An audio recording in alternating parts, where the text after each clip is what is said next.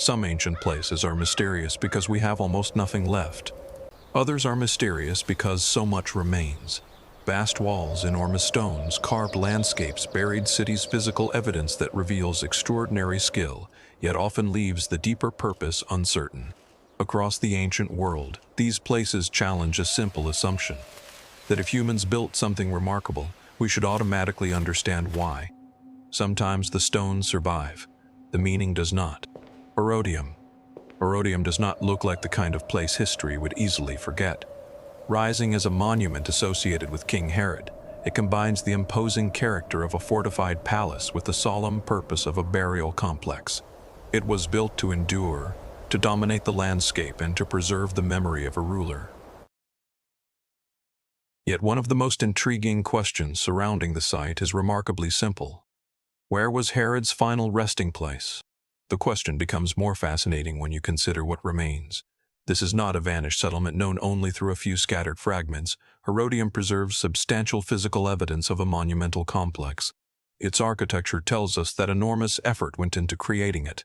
The site communicates authority through its scale and design. But architecture can only tell part of a story. Stone can show us what people built. It can reveal the shape of a structure, the organization of its spaces, and the resources that must have been committed to its construction. What it cannot always provide is a complete explanation of what those spaces meant to the people who created them. That distinction is at the heart of the mystery surrounding Herodium. The monument is associated with Herod. The site includes a burial complex. Yet the precise question of his final resting place remains debated, and that uncertainty reveals something much larger about archaeology. We tend to imagine the ancient world as a collection of answers waiting to be uncovered. Somewhere beneath the earth, we picture the missing inscription, the lost chamber, or the perfect piece of evidence that will suddenly explain everything. Reality is usually less convenient. Archaeology often works with fragments. A wall may survive while the records describing it have disappeared.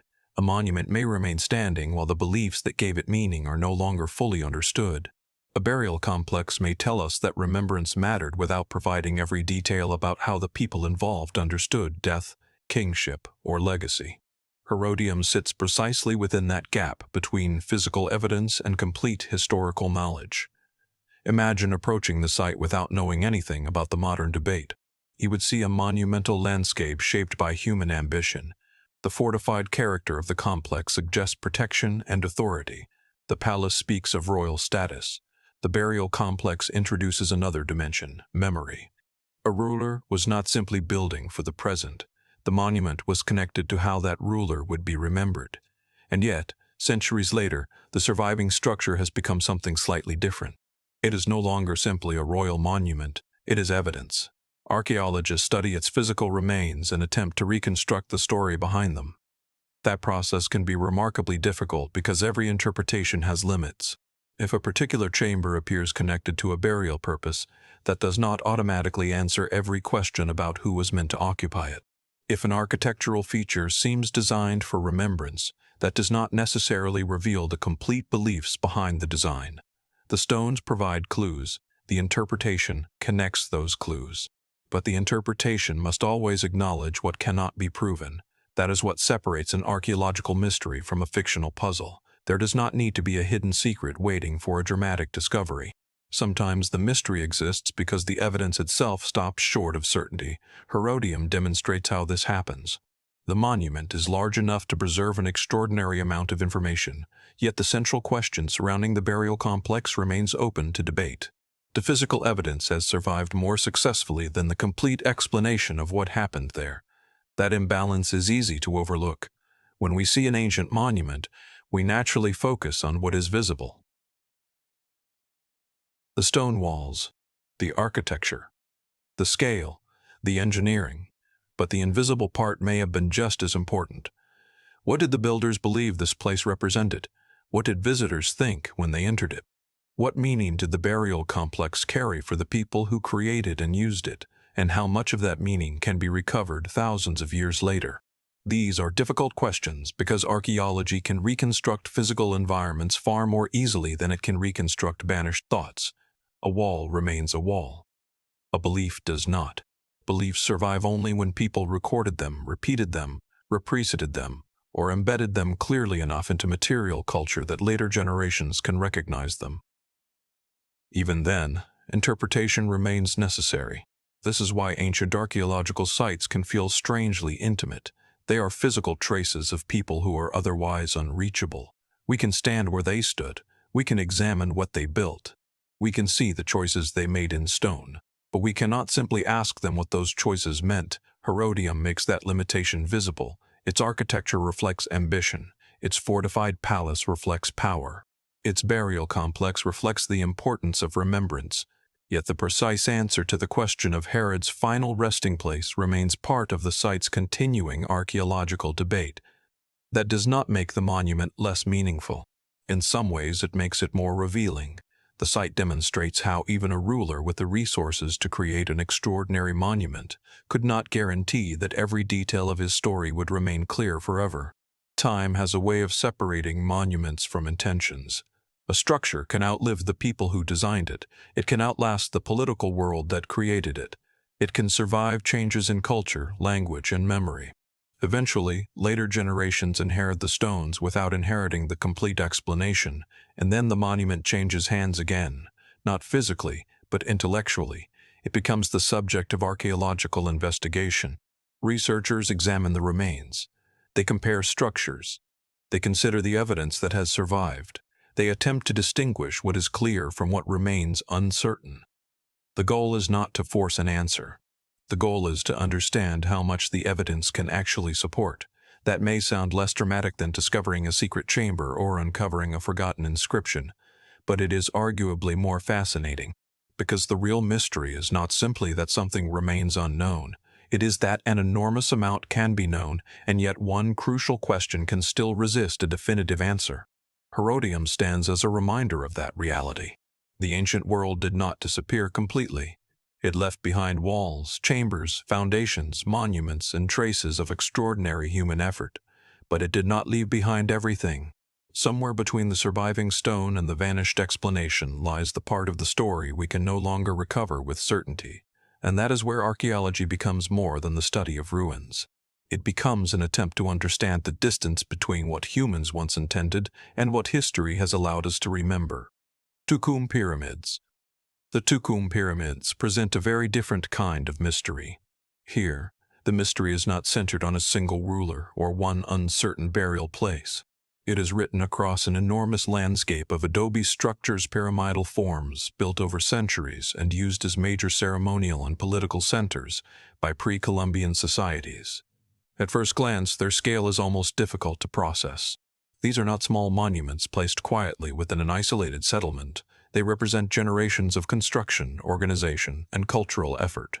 Layer upon layer of human activity transformed the landscape into a monumental center. And yet, standing among those remains today, one question continues to emerge. What did all of this mean to the people who built it? The physical evidence is impressive. The enormous adobe structures demonstrate that ancient societies possessed the organization and skill required to create architecture on a remarkable scale. Their ceremonial and political importance is clear from the role attributed to the site. But understanding the basic function of a place is not necessarily the same as understanding its deeper purpose. A modern observer can identify a monumental structure and recognize that it mattered. What is harder is reconstructing the ideas that made it matter. Why did generations continue to build monumental forms across the same landscape? What did these enormous structures represent to the people who encountered them? How were political authority and ceremonial life connected within this landscape? The ruins cannot answer those questions directly. They can only leave clues. Adobe is especially interesting in this regard because it carries a very different visual character from monumental stone. Instead of massive blocks that seem almost permanent, adobe architecture is made from earth. It can rise into enormous forms, but it remains deeply connected to the landscape from which it was created. That gives the Tukum Pyramids a distinctive presence. Their monumental scale demonstrates human ambition, yet the material itself reminds us of time and change. Structures that once defined a major ceremonial and political center can gradually become difficult to read as their surfaces weather and their original context disappears. The result is an archaeological landscape where the remains are enormous, but the complete story behind them is less certain. This is one of the most important things to understand about ancient mysteries. A site does not have to be inexplicable to be mysterious. The basic engineering may be understandable, the existence of organized labor may be evident. The ceremonial and political significance may be strongly supported by the archaeological setting, but the deeper layer, the beliefs, intentions, and meanings behind those decisions can remain difficult to recover. The Tukum pyramids illustrate that distinction beautifully. Imagine the landscape when these structures were active. Instead of isolated ruins, there would have been a place shaped by human movement and ceremony. The pyramidal structures would have formed part of a larger social environment, connected to political authority and communal activity. Today, that living context is gone.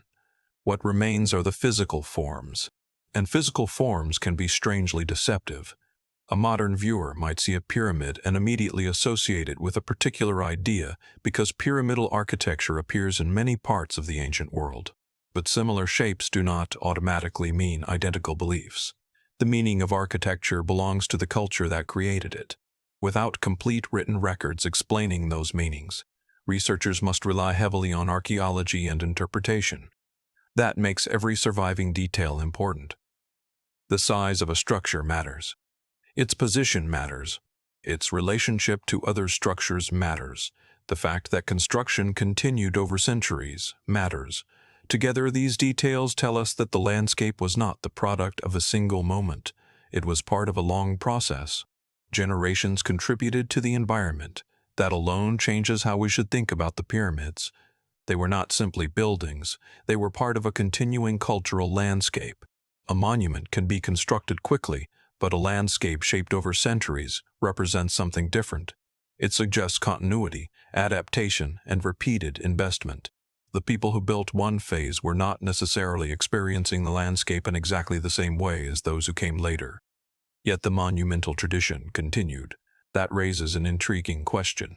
What was powerful enough about this landscape to sustain such attention across generations? The answer cannot be reduced simply to engineering. Engineering explains how adobe structures can be constructed. It does not completely explain why an entire society would invest meaning and resources into monumental architecture. That is where archaeology reaches one of its natural boundaries. The physical remains can tell us that something important happened here.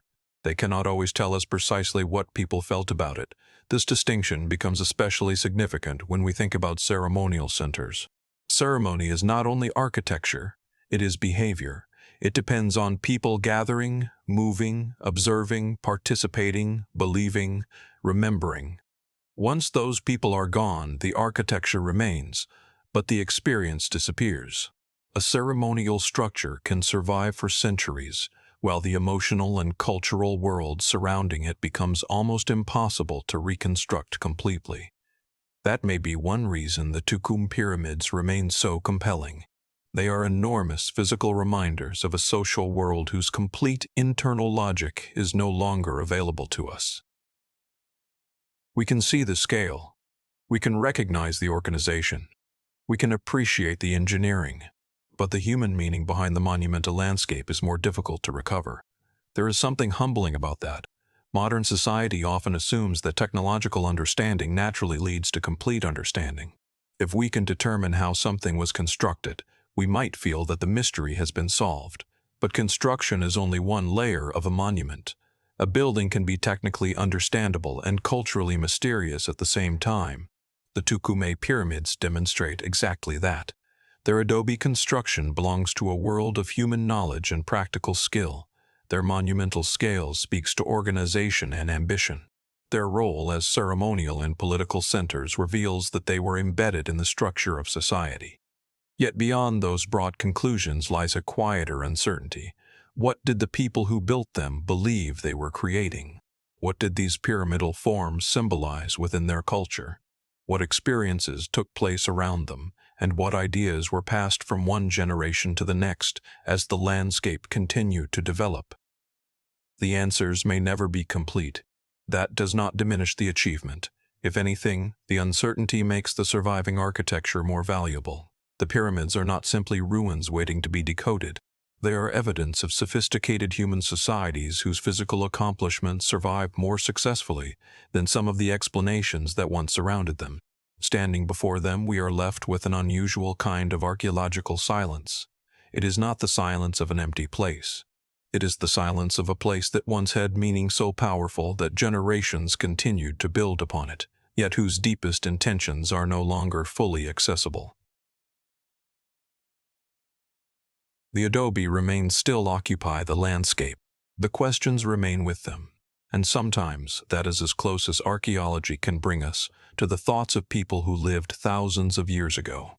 Vilcabamba stone. Complex Vilcabamba stone complex is mysterious for a reason that feels almost opposite to the enormous scale of the Tukum pyramids. Its defining feature is not simply size, it is isolation. Hidden within difficult terrain, Vilcabamba became the remote final stronghold of Inca resistance. Its location itself was part of its character, creating a place where geography and human strategy became closely connected.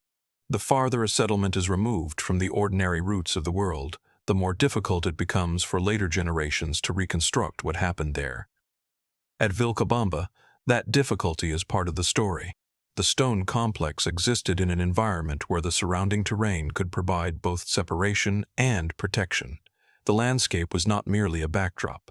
It shaped the character of the stronghold. Imagine approaching such a place without roads, maps, or modern equipment. The terrain would immediately become part of the experience. Steep and difficult landscapes change how people move. They change where structures can be placed. They change how a settlement connects with the outside world. They can make isolation itself a strategic advantage. For the Inca resistance, Vilcabamba represented a remote stronghold. That description alone tells us something important. This was not simply an ordinary settlement built without consideration for its surroundings. Its isolation mattered. Its difficult terrain mattered. The environment became part of the site's defensive and strategic character. Yet the deeper story remains harder to reconstruct. When archaeologists study a place like Vilcabamba, the stones provide physical evidence. They can reveal that people constructed substantial structures in a challenging environment. They can show how architecture interacted with the terrain. But physical remains cannot easily reproduce the human experience of living there. What was daily life like inside such an isolated stronghold? How did people understand the landscape surrounding them? What did the settlement represent to those who lived there? The summary of Vilcabamba gives us its broad historical character, but the surviving physical landscape leaves room for questions about the deeper intentions and beliefs behind the complex. This is where archaeology becomes particularly fascinating. A site can be strategically understandable without being culturally transparent. We may recognize that isolation was important. We may understand that difficult terrain could be used strategically, but those observations do not necessarily explain the full meaning of the place to the people who occupied it. There is a difference between knowing what a location could do and knowing what it meant. That difference can be easy to overlook. Modern viewers tend to see landscapes from above. Maps flatten mountains, valleys, and difficult terrain into lines and shapes. A location that appears remote on a map may seem manageable when viewed through modern technology, but ancient people experienced landscapes physically. Distance was not simply measured in kilometers, it was measured in effort. A difficult slope mattered. A narrow route mattered. A remote valley mattered. Terrain could influence where people lived, how they traveled, and how they organized their communities. Vilcabamba's isolation therefore becomes more than an interesting geographical detail. It helps explain why the complex could serve as a stronghold. The environment itself became part of the architecture of resistance. Stone structures and natural terrain worked together. That combination is one of the most compelling aspects of the site. A building can be designed to interact with its environment, but at Vilcabamba, the environment was already imposing before humans added anything to it. The result is a place where natural geography and human construction become difficult to separate. The stones seem to belong to the landscape. The landscape, in turn, seems to influence the stones. That relationship raises another question. How much of the complex's character was deliberately shaped by human planning, and how much came from the demands of the environment?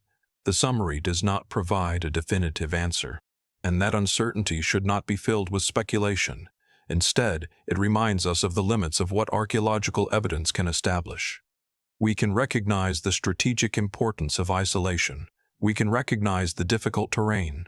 We can recognize the site's role as the final stronghold of Inca resistance. But the complete story of the people who lived within that environment is more difficult to recover. The strongest mysteries are often created by exactly this kind of incomplete record. There is enough evidence to know that something significant happened. There is enough architecture to understand that considerable human effort was involved. There is enough geography to see why the location mattered.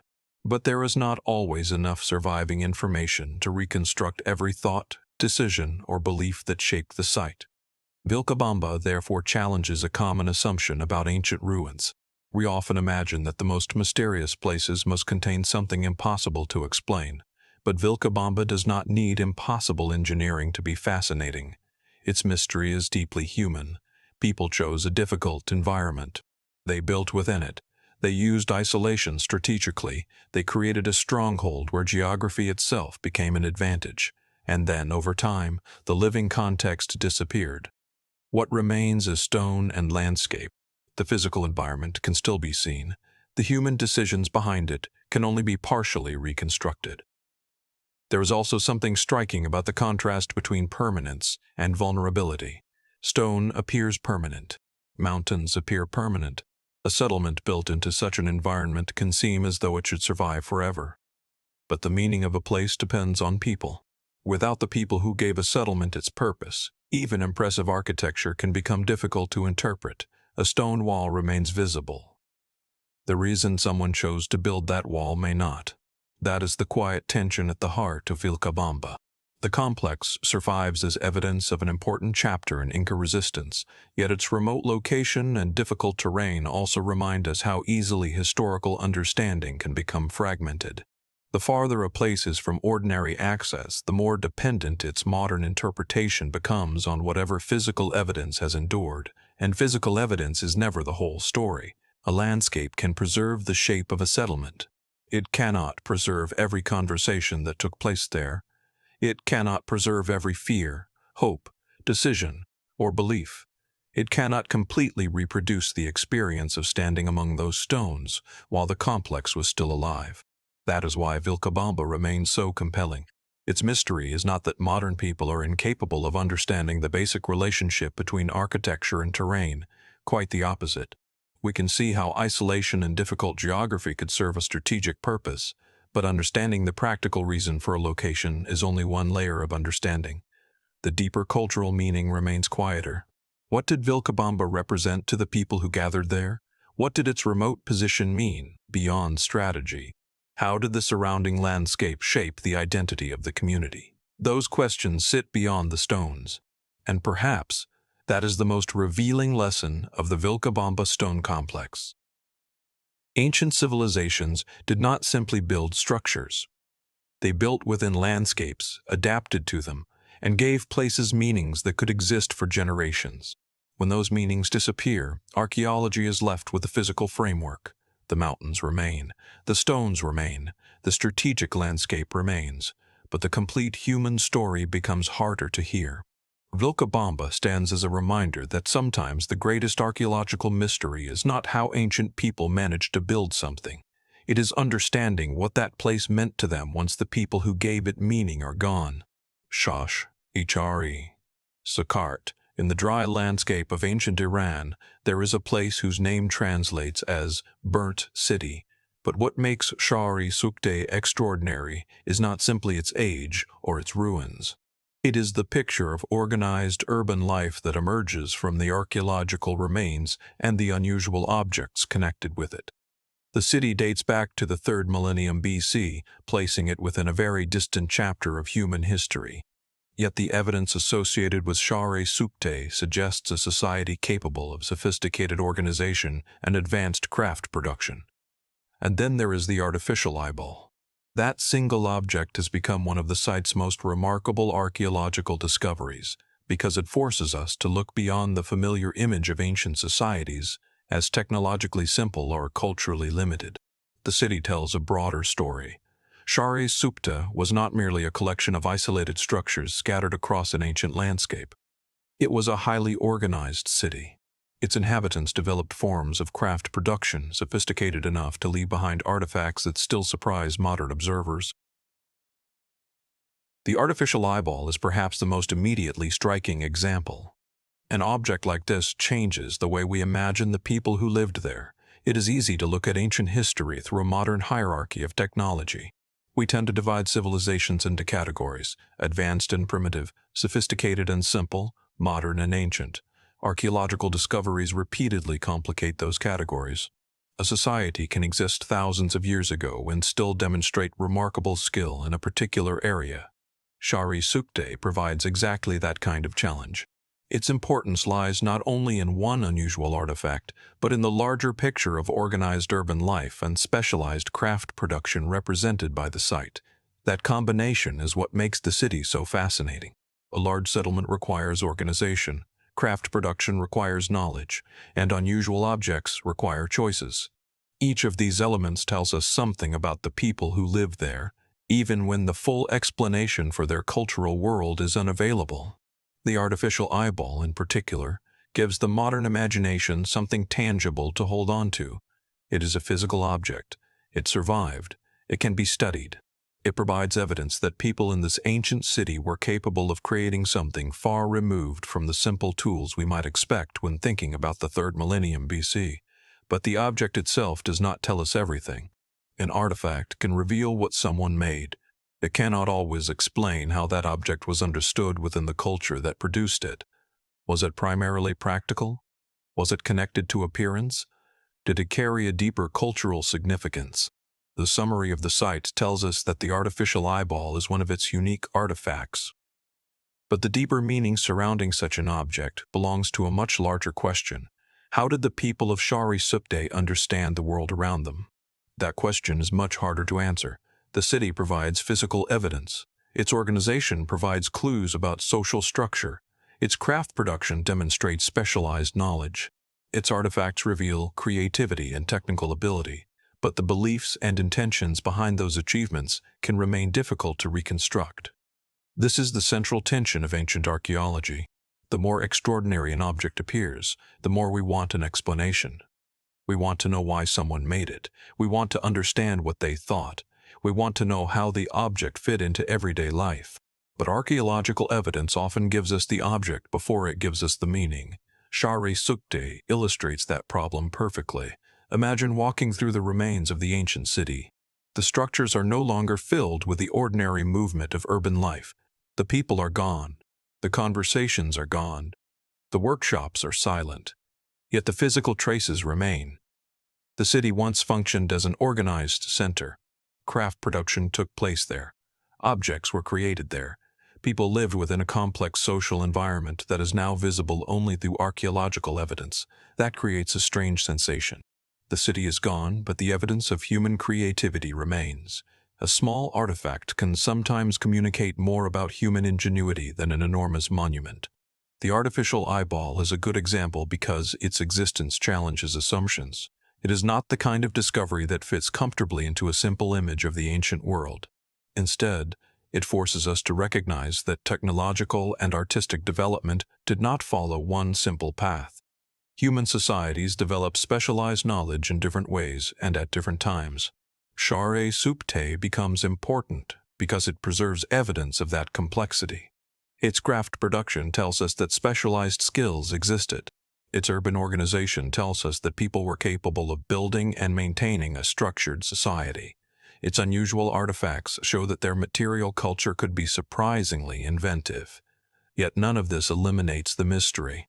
In fact, it creates a more interesting one. If a society was capable of this level of organization and craftsmanship, what else did it understand that has not survived? How much knowledge disappeared when the city ceased to function? How many objects once existed that left no trace? How many traditions depended entirely on people remembering and teaching them? Archaeology is naturally biased toward what survives. Stone survives more easily than memory. Objects survive more easily than conversations. Buildings survive more easily than beliefs. That means the modern picture of Shara Sukte is inevitably incomplete. We are looking through a narrow window into an ancient urban world. The window is valuable, but it is still narrow. The name Burnt City creates an immediate emotional image, but the deeper significance of the site lies elsewhere. What matters is the evidence of a sophisticated community that developed organized urban life and advanced craft production long before the modern world existed. The artificial eyeball is simply one of the clearest reminders of that sophistication. It turns an abstract archaeological idea into something concrete. Someone made it. Someone used it. Someone lived in a society where such an object could exist. That is an extraordinary thought. Yet the person who created it is no longer here to explain the decision. The culture that surrounded the object survives only through fragments, and the city that once gave those fragments meaning has become an archaeological site. This is why Shari Supte belongs among the most compelling ancient mysteries. Its mystery is not that we cannot understand the basic capabilities of its inhabitants. The evidence demonstrates those capabilities. The mystery lies in the deeper human world behind them. What did this city mean to its people? How did its inhabitants understand their society? What beliefs shaped their craft? What ideas gave unusual objects their significance? The physical remains cannot answer every question, but they do something equally important. They force us to reconsider what we think ancient societies were capable of. Shara Sukta reminds us that sophistication does not belong exclusively to the modern age. Thousands of years ago, people organized cities, developed specialized crafts, created unusual objects, and left behind evidence that continues to challenge the assumptions of those who study them.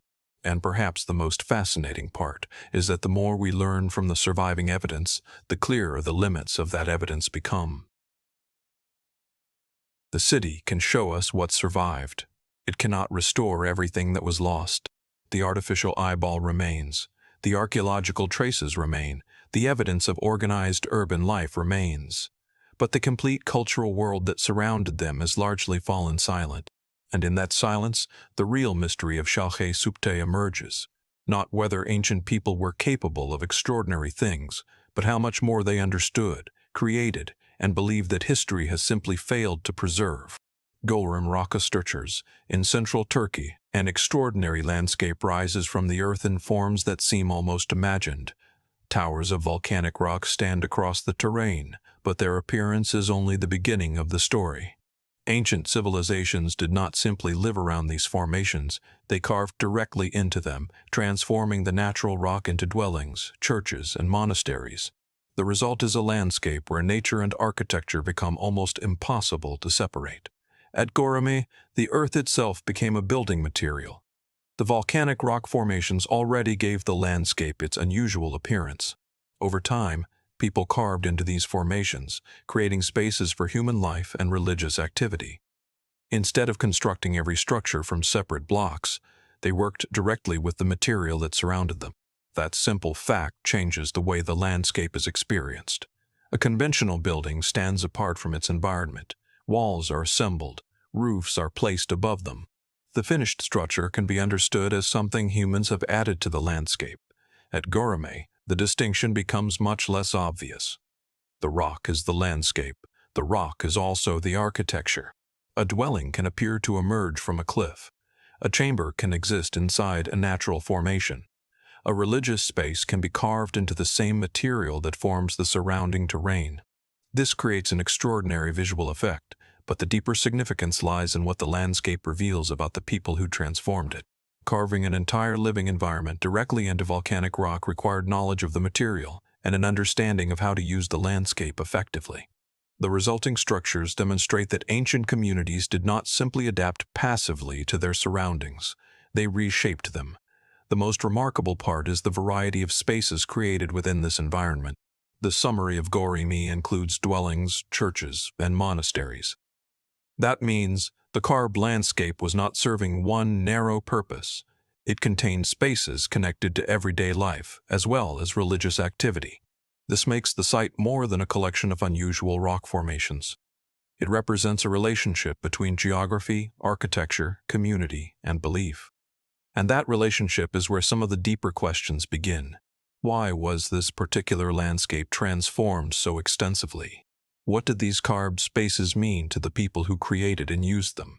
How did the natural formations influence the way communities understood their surroundings? The physical evidence can reveal the remarkable extent of the carving. It can show us that rooms existed within the rock. It can reveal architectural forms and religious spaces. It can demonstrate that human beings transformed the volcanic landscape on a significant scale. But the physical remains do not automatically reveal the complete cultural reasoning behind those decisions. This is a recurring problem in ancient archaeology, but Gorame makes it especially visible because the boundary between natural and human-made is so striking. Look at one of the rock formations and it is difficult to decide where nature ends and architecture begins. The formations themselves were created by geological processes. The chambers and structures were created by people. Together, they form something neither nature nor human construction could have produced alone. That combination is part of the site's fascination. It also reminds us that ancient societies were not always trying to dominate their environment. Sometimes they worked with it. The people who carved these structures did not need to erase the landscape and replace it with something completely separate. They used what was already there. The result was an architectural tradition that seems almost embedded in the earth, that creates a powerful visual impression even today. Imagine moving through the landscape and seeing openings carved into towering rock formations. A structure that initially appears to be part of the natural terrain suddenly reveals signs of human design. Then another appears, and another. The landscape gradually becomes a record of human activity. But it is not a record written in the conventional sense. There may be no single inscription that explains the entire environment. Instead, the evidence is distributed across the landscape. A chamber here, a carved wall there, a religious space somewhere else. Together they form a picture. But the picture still contains blank spaces. This is why Gorame belongs within the broader category of ancient archaeological mysteries. The basic achievement is not impossible to understand. Human beings carved rock. They created spaces. They used those spaces as dwellings, churches, and monasteries. The mystery lies deeper. Architecture can reveal function, but function does not always reveal meaning. A church tells us that religious activity took place within it. A dwelling tells us that people lived there. A monastery tells us that organized religious life existed within the landscape. But what did the entire environment mean to those communities? How did they emotionally experience a landscape in which their homes and sacred spaces were literally carved into the earth? Those questions are more difficult. They require us to imagine a cultural world that is no longer directly accessible. Modern visitors see the rock formations through the lens of archaeology and history. The people who created them saw something different. They did not see an archaeological site. They saw their home. They saw places connected to their communities. They saw religious spaces connected to their beliefs. The same stone could therefore carry meanings that have little to do with the way we interpret it today. That is one of archaeology's most fascinating limitations. The physical object can remain almost unchanged while its meaning changes completely. A chamber carved into rock does not carry a permanent label explaining what it meant. Its meaning existed in the minds and traditions of the people who used it. When those people disappear, archaeology has to reconstruct as much as possible from the material evidence. Gorame provides an extraordinary amount of that evidence. The carved formations remain. The dwellings remain. The churches remain. The monasteries remain. The landscape remains. Yet the complete internal world that connected these places together is not equally visible. That creates a mystery without requiring anything supernatural. There is no need to imagine impossible technology or hidden forces. The extraordinary achievement is human enough. People looked at a landscape of volcanic rock and found ways to transform it into spaces for living and worship. They adapted architecture to geology. They made the earth itself part of their built environment. That is remarkable precisely because it demonstrates practical intelligence and cultural creativity working together. And the more carefully we look, the more the landscape challenges simple assumptions about what ancient architecture should look like. Architecture does not always mean walls assembled from blocks. Sometimes it means removing material rather than adding it, Sometimes the building already exists in potential form within the landscape, waiting for human hands to transform it. Gurame represents that idea on a remarkable scale. The rock formations became part of the human environment. Natural geography became architecture. Architecture became part of religious and community life. And over time, the distinction between the natural landscape and the built landscape became blurred. That is what makes Gurame so visually powerful and archaeologically significant. The mystery is not simply how people carved into rock. The deeper question is what motivated them to create such an intimate relationship between human life and the earth itself. The surviving structures give us evidence. They give us spaces. They give us forms. They give us a landscape shaped by human hands. But they cannot completely restore the beliefs and intentions of the people who once moved through those spaces. Today, the rock formations remain silent. The carved chambers remain. The churches and monasteries remain, and the landscape continues to demonstrate that ancient communities were capable of transforming even the most unusual natural environments into places of human life, culture, and belief. What has disappeared is not the architecture, it is the complete voice behind it. Aho Vinapu. On Easter Island, a massive stone platform known as Aho Vinapu presents a different kind of archaeological question. The mystery is not simply that enormous stones were shaped and positioned with remarkable precision. It is that the quality of the stonework has encouraged theories about possible contact across the Pacific, including connections with South American cultures. That possibility remains a theory, not a confirmed explanation. And that distinction is important. Aho Vinapu begins with something that can be seen directly: stone. Large, carefully worked stones form a platform whose construction demonstrates a high level of precision. The surviving masonry is tangible evidence of the skill of the people who created it. But once we move beyond what the stones themselves demonstrate, the questions become more difficult. How did the builders understand this architecture? What cultural ideas shaped its design? And what, if anything, can the similarities in stonework tell us about possible connections between distant societies? These questions make Aho Vinapu particularly fascinating. Easter Island is one of the most isolated places associated with ancient monumental construction, and the presence of an imposing stone platform immediately raises questions about how such a structure came into existence. The temptation is to look at precision and immediately search for an extraordinary explanation. But precision does not require mystery in the supernatural sense. Human beings can become remarkably skilled at working with stone. The more interesting question is what that skill tells us about the society that developed it. Aho Vinapu demonstrates that the builders understood how to shape and position stone with considerable care. The stones were not simply placed randomly. The platform reflects deliberate construction and attention to detail. That alone is significant. Ancient architecture is often misunderstood because modern observers judge it primarily by the final appearance. We see a finished wall and think about the stones. The builders had to think about the entire process. They had to understand the material. They had to decide how pieces should relate to one another.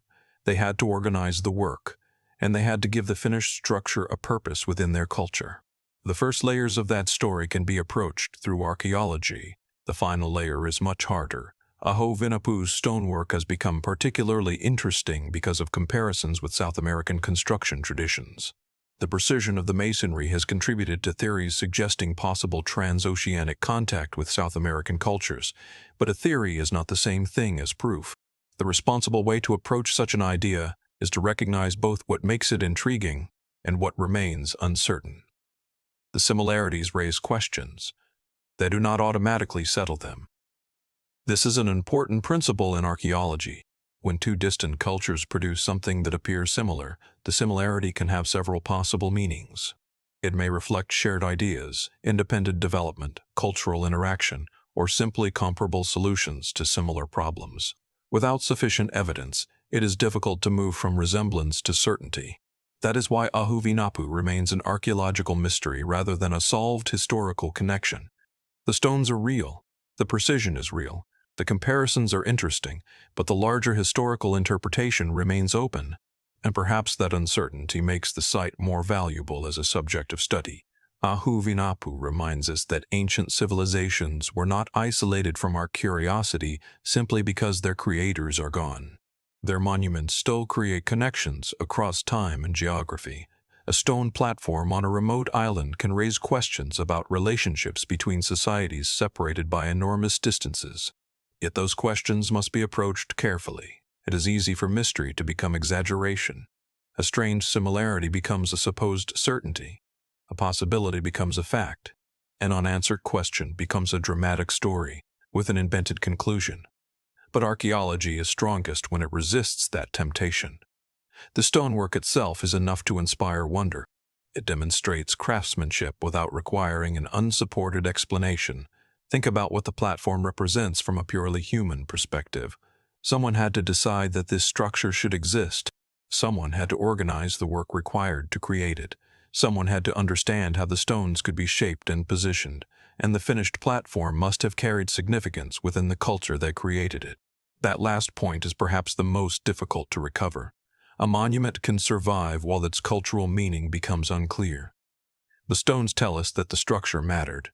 They do not automatically tell us why. Was the platform primarily ceremonial? Did it carry social or political meaning? What beliefs surrounded it? The summary identifies Ahuvinapu as a platform, but the deeper intentions behind the monument remain part of the larger challenge of understanding ancient sites. This is where archaeological mystery becomes something more subtle than a search for lost technology. The real question is not whether ancient people could have built such stonework. They clearly could. The question is, what motivated them to invest their knowledge and effort into creating it? Modern technology can help us examine ancient construction. It can help us document surfaces and study architecture. But technology cannot simply recover a belief that was never preserved in a readable form. A culture's worldview does not remain automatically embedded in every stone. Sometimes the monument survives. The people do not. Their language may not survive in a form that answers our questions. Their traditions may have changed.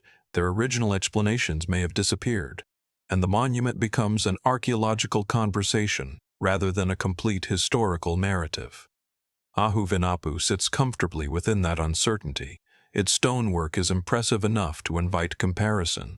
Its location makes those comparisons especially intriguing. And its surviving structure provides physical evidence of ancient craftsmanship. But the deeper story remains incomplete. The possibility of transoceanic contact with South American cultures is fascinating precisely because it remains a question. If such a connection existed, it would change how we understand the movement of ideas and cultural influences across enormous distances. If the resemblance developed independently, it would demonstrate something equally interesting, that human societies separated by vast oceans could arrive at comparable architectural solutions through their own traditions and skills. Either possibility reminds us that ancient people were capable of much more cultural complexity than a simple timeline of technological progress can capture. Ahuvinapu therefore does not need an extraordinary explanation to be extraordinary. Its stones already provide the evidence. They show precision, they show planning, they show craftsmanship, and they preserve a monument whose deeper cultural story cannot be reconstructed with complete certainty. That is the enduring tension. We can touch the stone with our eyes. We can measure the structure. We can study the craftsmanship. We can compare it with other architectural traditions. But we cannot simply step into the minds of the people who built it. The platform remains. The questions remain with it. And perhaps the most valuable lesson of Ahuvinapu is that uncertainty does not make archaeological evidence weak. Sometimes uncertainty is exactly what the evidence honestly tells us. The stones have survived. The debate has survived. What remains missing is the voice of the people who could have explained why they built them. Samap rock platform, high above the surrounding landscape of Bolivia. An enormous sandstone formation carries a collection of channels, carvings, and carefully shaped surfaces whose original meaning is not completely understood. This is the Samaipita rock platform. Unlike a conventional monument built by stacking separate blocks, Samaipita is defined by the stone itself. A massive natural sandstone formation was transformed through carving, creating a surface covered with patterns and channels that continue to invite interpretation. The physical evidence is unmistakable. Human beings altered the rock. They shaped it. They carved into it, and they created a place important enough to become a key ceremonial site. But the deeper purpose of the carvings remains much harder to recover. That distinction is what makes Samaipata so fascinating. The stone tells us that considerable effort was invested in transforming the formation. The scale of the work tells us that this was not an insignificant modification. The site's ceremonial role tells us that the platform had meaning within the society that used it. Yet meaning is one of the hardest things for archaeology to recover. A carved channel can be measured. A carved line can be followed. A shaped surface can be documented. But the belief behind that carving is invisible. It existed inside a cultural system that once gave every mark a context. Today we encounter the rock differently. We see an archaeological monument. The people who created it would have seen something else. They would have experienced the platform as part of their own world, surrounded by traditions and beliefs that made its features understandable. That world is largely inaccessible to us. This is where Samaipata becomes more than an unusual archaeological site. It becomes a reminder of how much information can disappear, even when the physical monument survives. The sandstone remains. The channels remain. The carvings remain. But the complete explanation for them does not, and without that explanation, every interpretation has to begin with the evidence itself. The first thing that stands out is the scale. This is a massive sandstone formation. Its size gives the carvings an unusual character because they are not isolated decorations on a small object. They occupy a monumental surface. That means the decision to alter the rock involved a substantial commitment of time and effort. The builders or carvers were not simply leaving a casual mark. They were transforming a landscape feature into a significant place. The ceremonial role of Samaipata gives that transformation additional importance. Ceremonial spaces are rarely meaningful because of their physical appearance alone. They become meaningful because of what communities believe happens there. A place can become associated with memory, identity, tradition, ritual, authority, or other cultural ideas. But when those beliefs are not preserved clearly in written records, the monument has to carry the burden of explanation. And stone is a limited storyteller. It can preserve patterns. It can preserve shapes. It can preserve evidence of human labor. But it cannot tell us exactly what someone was thinking while making a particular carving. That is why the channels at Samaipata are so intriguing. Their presence is clear. Their arrangement can be observed. Their purpose is much harder to define from the summary alone. They could have carried meaning within the ceremonial environment, but the surviving physical evidence does not provide a complete explanation of the ideas behind them. That uncertainty creates a very particular kind of mystery. It is not the mystery of something impossible. It is the mystery of something understandable at the physical level, but incomplete at the cultural level. Modern observers can look at the sandstone and recognize human craftsmanship. What we cannot automatically recover is the worldview that made those carvings important. This is one of the most difficult problems in archaeology. A modern person might look at an unusual shape and immediately ask, "What was this for?" That question assumes that every feature had a single practical function. But ancient ceremonial architecture does not always operate according to modern expectations. A feature can have symbolic importance. It can be connected to beliefs. It can exist because a community considers the act of creating it meaningful. Its purpose may not be reducible to a practical task. That possibility is particularly important when looking at a place described as a key ceremonial site. The platform's significance may have extended beyond the physical stone itself. The rock could have been a setting for cultural practices whose full meaning is no longer visible, and that is where the mystery deepens. The carvings are not merely marks on a rock. They are surviving traces of a cultural language. But unlike a written language we can translate, this language is largely visual and physical. We can see it, we can study it, we can describe it. But seeing is not the same as understanding. Imagine standing on the platform when it was still an active ceremonial place. The sandstone would not have looked like an archaeological curiosity. The channels and carvings would have existed within a living tradition. People would have known what mattered. They would have understood why certain spaces were important. They would have carried knowledge that was probably ordinary to them, but extraordinary to anyone trying to reconstruct it centuries later. That is the tragedy of archaeological interpretation. The people who understood the monument best had no reason to explain everything for future archaeologists. They were simply living within their own culture. They did not know that one day strangers would stand on the same stone trying to understand their choices, so the rock became the message.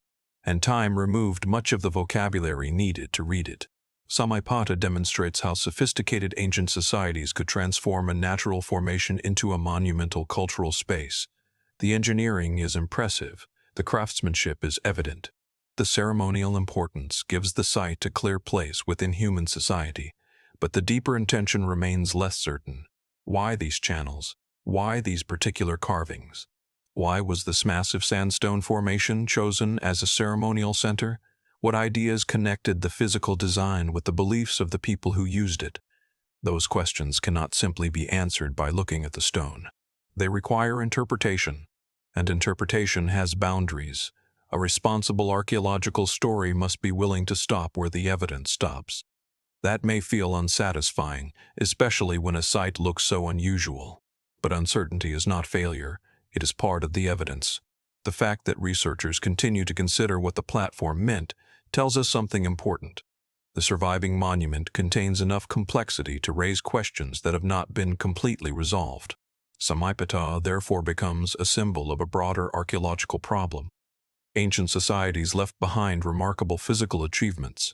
They carved landscapes, they constructed monuments, they created spaces that mattered deeply to their communities. Yet the cultural explanations surrounding those places could disappear. What survives is the architecture.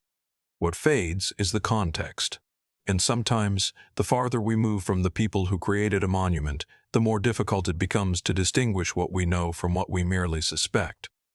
Samaipata invites us to respect that distinction. The sandstone platform is real. The channels and carvings are real. Its importance as a ceremonial site is part of the archaeological picture. But the complete meaning behind those features remains beyond a simple answer. Perhaps that is what makes the platform so powerful. It does not need to be explained away. Its mystery comes from the distance between the surviving stone and the vanished human world that gave the stone meaning. The carvings remain fixed in the sandstone. The people who knew exactly what they meant are gone. And the silence between those two facts is where the mystery of Samaipata truly begins. Non-Madol, across the islands of Micronesia, one ancient site appears to rise directly from the water. Man-Madol is often described as a city of water, a remarkable complex built across a series of artificial islets using enormous basalt stones. Its setting alone makes it unusual. Instead of spreading across an ordinary landscape, the complex occupies a watery environment where land and architecture seem to merge. But the most striking feature is not simply where Nan Madol was built. It is what the builders accomplished there. Enormous basalt stones were used to create structures across artificial islands, demonstrating exceptional maritime and engineering ability. The scale of the undertaking raises an obvious question. What kind of organization was required to transform this difficult environment into a monumental complex? The stones provide part of the answer. They show that the builders possessed the knowledge and coordination necessary to work with large quantities of heavy material in a challenging setting. The water provides another part.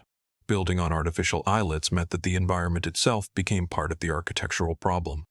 The builders were not simply placing structures on existing ground. They were creating a complex relationship between land, water, and stone. That makes Nan Madol visually extraordinary. From a distance, the structures can appear almost disconnected from the surrounding landscape. But the water is not merely scenery, it is one of the defining characteristics of the site. The result is a place that challenges our instinctive idea of what a city should be. When we imagine an ancient city, we often picture streets, buildings, walls, and open ground. Nan Madol offers something different. Its architecture is distributed across artificial islets, connected within a watery environment. The landscape itself becomes part of the design. That achievement demonstrates a sophisticated understanding of construction and maritime movement. But once again, engineering only answers part of the story. We can recognize the extraordinary effort involved. We can understand that enormous basalt stones had to be handled and positioned. We can see that artificial islets were incorporated into the complex. We can appreciate the relationship between water and architecture. But what did Nan Madol mean to the people who created it? That is a much deeper question. A city is more than its structures, it is a human environment. People give buildings their significance through the activities that take place within them, the traditions associated with them, and the beliefs that explain why those spaces matter. When those cultural meanings become difficult to reconstruct, even an impressive city can become mysterious. Nan Madol illustrates that problem particularly well. The physical environment is so unusual that it naturally attracts attention. But the deeper mystery is not simply how people manage to construct on water, it is why this particular form of monumental architecture mattered to them. Why create a complex across artificial islets? Why invest such effort into enormous basalt construction? What beliefs, traditions, or social purposes gave the place its importance? The surviving stones cannot answer those questions completely. They can show us that the builders were capable of extraordinary work. They cannot speak for the people who planned that work. This distinction matters because it is easy to turn an ancient engineering achievement into something more mysterious than the evidence supports. Nan Madol does not need impossible construction methods to be extraordinary. Its real achievement is human. The builders worked within a difficult environment and created monumental architecture there. They demonstrated maritime skill. They demonstrated engineering ability. They transformed the physical landscape into a complex built environment. That is already remarkable. The mystery begins when we ask what was in the minds of the people who made those choices. Imagine the landscape before the structures existed. Water surrounded the future site. Then, through human effort, artificial islets appeared. Stone structures followed. Layer by layer, the environment was transformed. Over time, the complex became a recognizable place within the cultural world of its builders. What must have been required to maintain such an environment? How did people understand the relationship between the stone structures and the water around them? What did the artificial islets represent? The surviving archaeological remains do not provide a simple answer to these questions. Instead, they leave us with a physical record of achievement. This is one of the most fascinating aspects of Nan Madol. The site demonstrates that ancient societies could solve problems that modern observers might initially consider extremely difficult. The builders did not have the same technologies available today, yet they created a complex environment using stone and water in ways that required substantial skill. That should change how we think about ancient engineering. It is tempting to imagine technological progress as a straight line. Older societies are placed at one end, modern societies are placed at the other. But archaeology repeatedly challenges that assumption. Human beings have always adapted creatively to the environments they inhabit. Different societies develop different solutions to different problems. Nan Madol is one of those solutions. The environment presented a challenge. The builders responded by incorporating that environment into the architecture itself. The water became part of the city. The artificial islets became part of the design. The basalt became part of the monument. Together, these elements created something unlike an ordinary settlement. And yet the very uniqueness of the site can make interpretation more difficult. When architecture does not resemble familiar modern environments, we may struggle to understand the cultural logic behind it. We can describe what is there. We can document the stones. We can study the artificial islets. But description is not the same as meaning. A place can be physically understandable and culturally mysterious at the same time. That is perhaps the most important lesson of Nan Madol. Its engineering can be admired without pretending that every question has been answered. Its maritime setting can be understood without reducing the site to a simple technical achievement. Its enormous basalt structures can be studied while recognizing that the deeper cultural intentions behind them may not be fully recoverable. The silence surrounding those intentions is part of the archaeological evidence. Not because silence proves anything mysterious, but because the absence of complete explanation limits how confidently we can reconstruct the ancient world. Nan Madol therefore stands as a remarkable reminder of human capability. The builders did not simply adapt to the landscape, they transformed it. They created artificial ground, they incorporated enormous basalt stones, they developed a complex environment across water, and they left behind a site that still captures the imagination.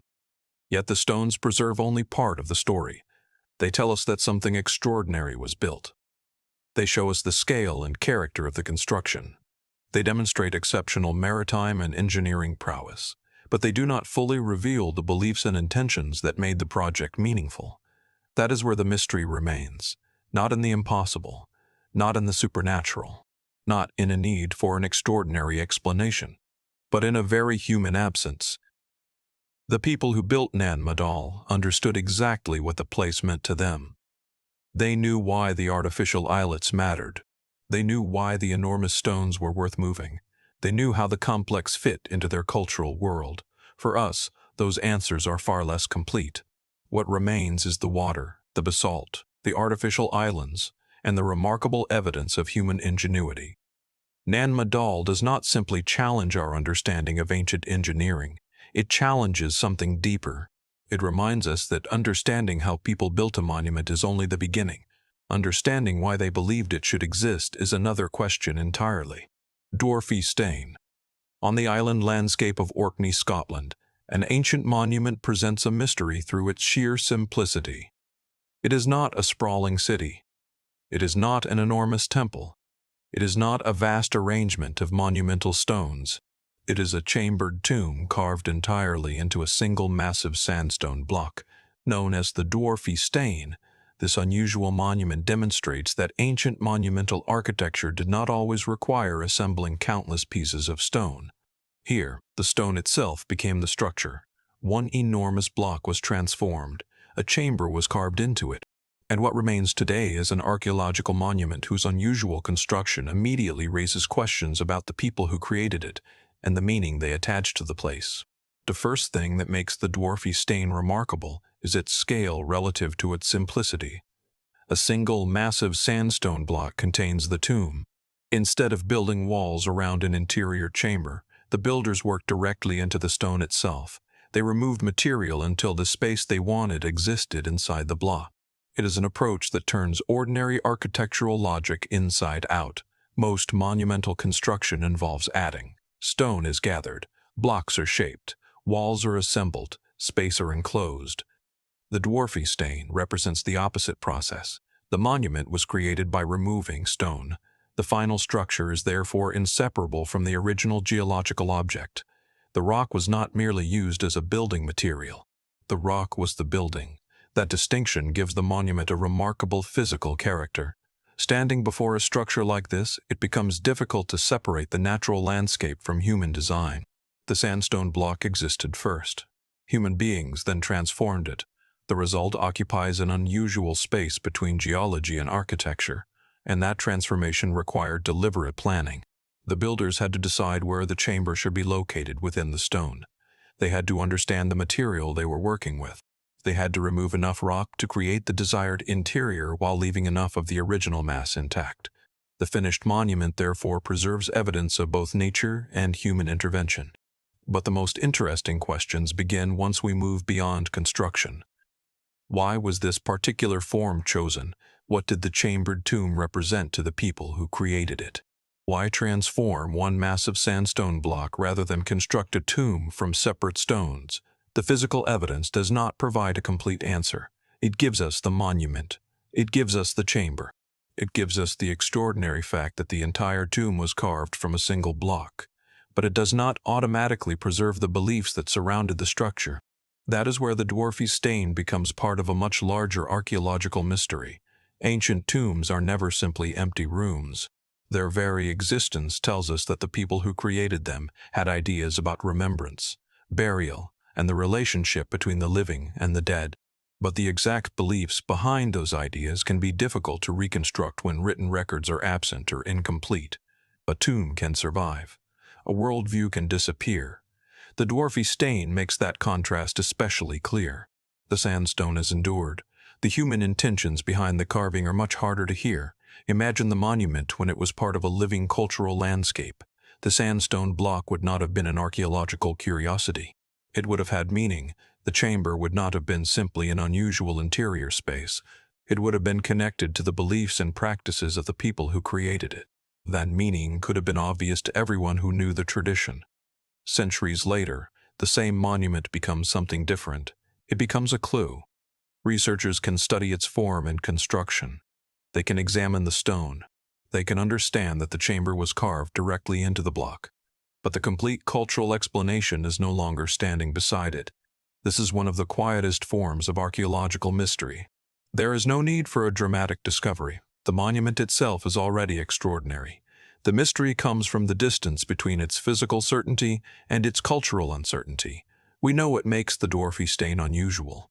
We can see that it is a chambered tomb. We can see that it was carved entirely into a single massive sandstone block.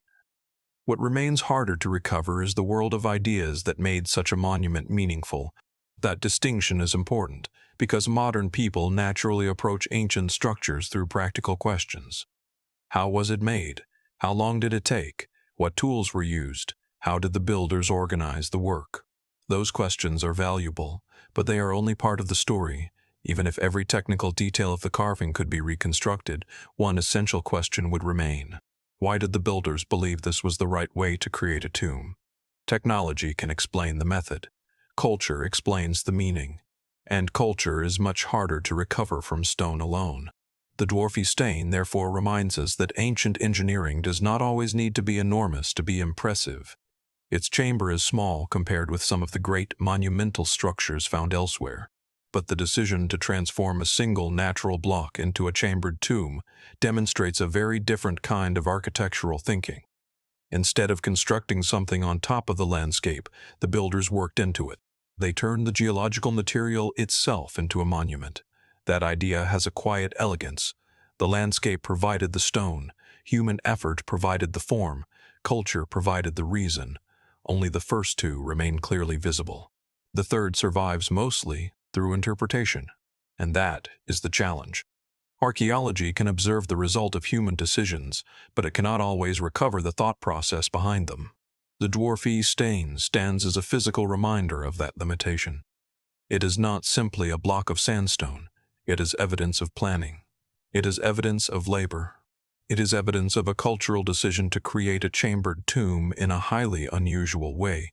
Yet the people who made that decision are silent. Their monument remains. Their complete explanation does not. That silence does not make the site less significant.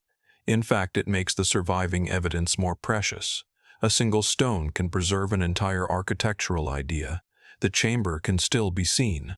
The massive sandstone block can still be recognized. The relationship between natural material and human craftsmanship remains visible. But the deeper beliefs that once surrounded the tomb are much more difficult to reconstruct.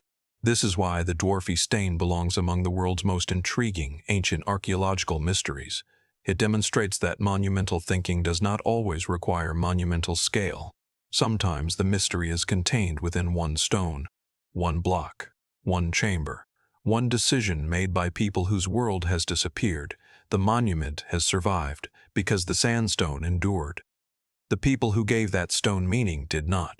And standing before it today, we are left with an unusual kind of archaeological silence, a structure simple enough to understand physically, yet ancient enough that the deeper reasons for its existence remain beyond a complete modern explanation.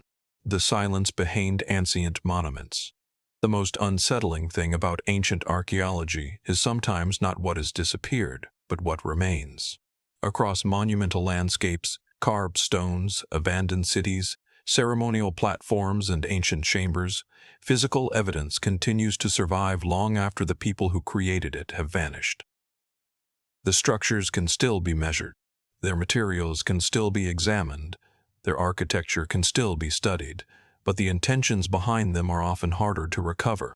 That is the deeper mystery connecting places such as Herodium, the Tukum Pyramids, Vilcabamba, Share Sukta, Gori, Ahuvanapu, Samaipata, Nanmadol, and the dwarfy stain. Their differences are enormous. One is a royal monument, another is a vast landscape of adobe pyramids, another occupies an isolated mountainous environment, another preserves evidence of an organized ancient city. Others transform volcanic rock, shape massive sandstone, or construct architecture across artificial islands. Yet beneath those differences is a common problem. The ancient world left behind structures more successfully than it left behind explanations. That does not mean these sites are completely mysterious. Far from it. Modern archaeology can recognize engineering achievements and identify broad functions. Researchers can study materials, architecture, landscapes, and surviving artifacts. The basic physical reality of these places is not necessarily the mystery. The deeper questions concern intention. Human beings rarely build monumental structures simply because they can. There is usually a reason, a political reason, a ceremonial reason, a cultural reason, a practical reason, sometimes several reasons at once. But when the people who created a monument disappear from history, those motivations become increasingly difficult to reconstruct. This is why physical evidence can be both powerful and limited. A stone wall proves that someone built it. A carved chamber proves that someone transformed the stone. An artificial island demonstrates that people reshaped their environment. A carefully worked platform reveals technical skill. But none of these things automatically tells us what the builders believed. That difference is easy to underestimate. Modern society is surrounded by written explanations. Buildings often come with records, plans, photographs, labels, and documents. Even when an old structure becomes abandoned, its history can often be reconstructed through written sources. Ancient sites frequently offer a much thinner record. A monument may stand for centuries without leaving behind a complete written explanation of its purpose. And when the surrounding cultural context disappears, later generations are left to interpret what remains. This is where archaeology becomes a discipline of careful reconstruction rather than simple discovery. The goal is not merely to find something old. It is to determine what the evidence can responsibly tell us. That means accepting uncertainty. At Herodium, the physical monument clearly communicates royal ambition, yet the precise question surrounding Herod's final resting place remains debated. At Tucumay, enormous adobe pyramids demonstrate the scale and continuity of monumental construction, while the deeper meanings behind the ceremonial and political landscape are more difficult to fully recover. Vilcabamba shows how architecture and difficult terrain could combine within a remote stronghold, yet the complete cultural experience of that place belongs to a world that no longer exists. Char-e-Soukhtay preserves evidence of sophisticated urban organization and advanced craft production, including the remarkable artificial eyeball, but the beliefs and intentions surrounding those achievements cannot be reconstructed completely from the surviving objects alone. Gurame demonstrates another approach entirely.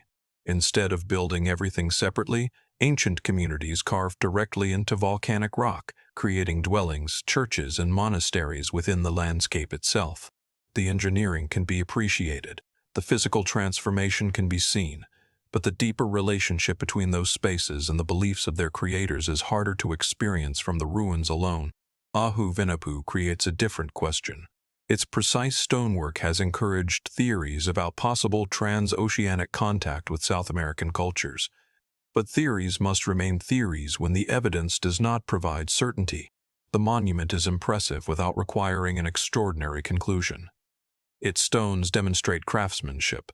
The larger historical interpretation remains open. Samaipata creates yet another variation. A massive sandstone formation was covered with channels and carvings and used as a key ceremonial site. The human transformation of the rock is visible. The ceremonial importance is part of the archaeological picture. But the deeper intentions behind those enigmatic markings remain difficult to reduce to one definitive explanation. Man Madal demonstrates perhaps the most dramatic relationship between environment and architecture. Artificial islets were created across water, and enormous basalt stones were incorporated into the complex. The achievement reveals exceptional maritime and engineering ability, yet the meaning of the city cannot be reduced to its engineering. Why did its creators choose this particular form? What beliefs and cultural ideas made such a place significant? The stones cannot answer everything, and the dwarfy stain offers a final reminder that mystery does not require enormous scale. A single massive sandstone block was transformed into a chambered tomb. The architecture is simple enough to describe.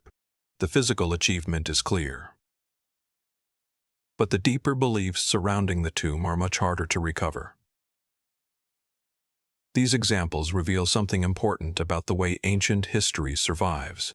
We often imagine that the passage of time destroys everything. It does not. Sometimes it preserves the most durable part: stone, earth, carved surfaces, architectural foundations, objects. Those materials can survive long after languages change and traditions disappear. But the meaning of a monument is not made from stone alone. Meaning lives within people. It is carried through memory, ceremony, language, tradition, and belief. When those systems disappear, the monument remains, but the key that once made it understandable may be gone.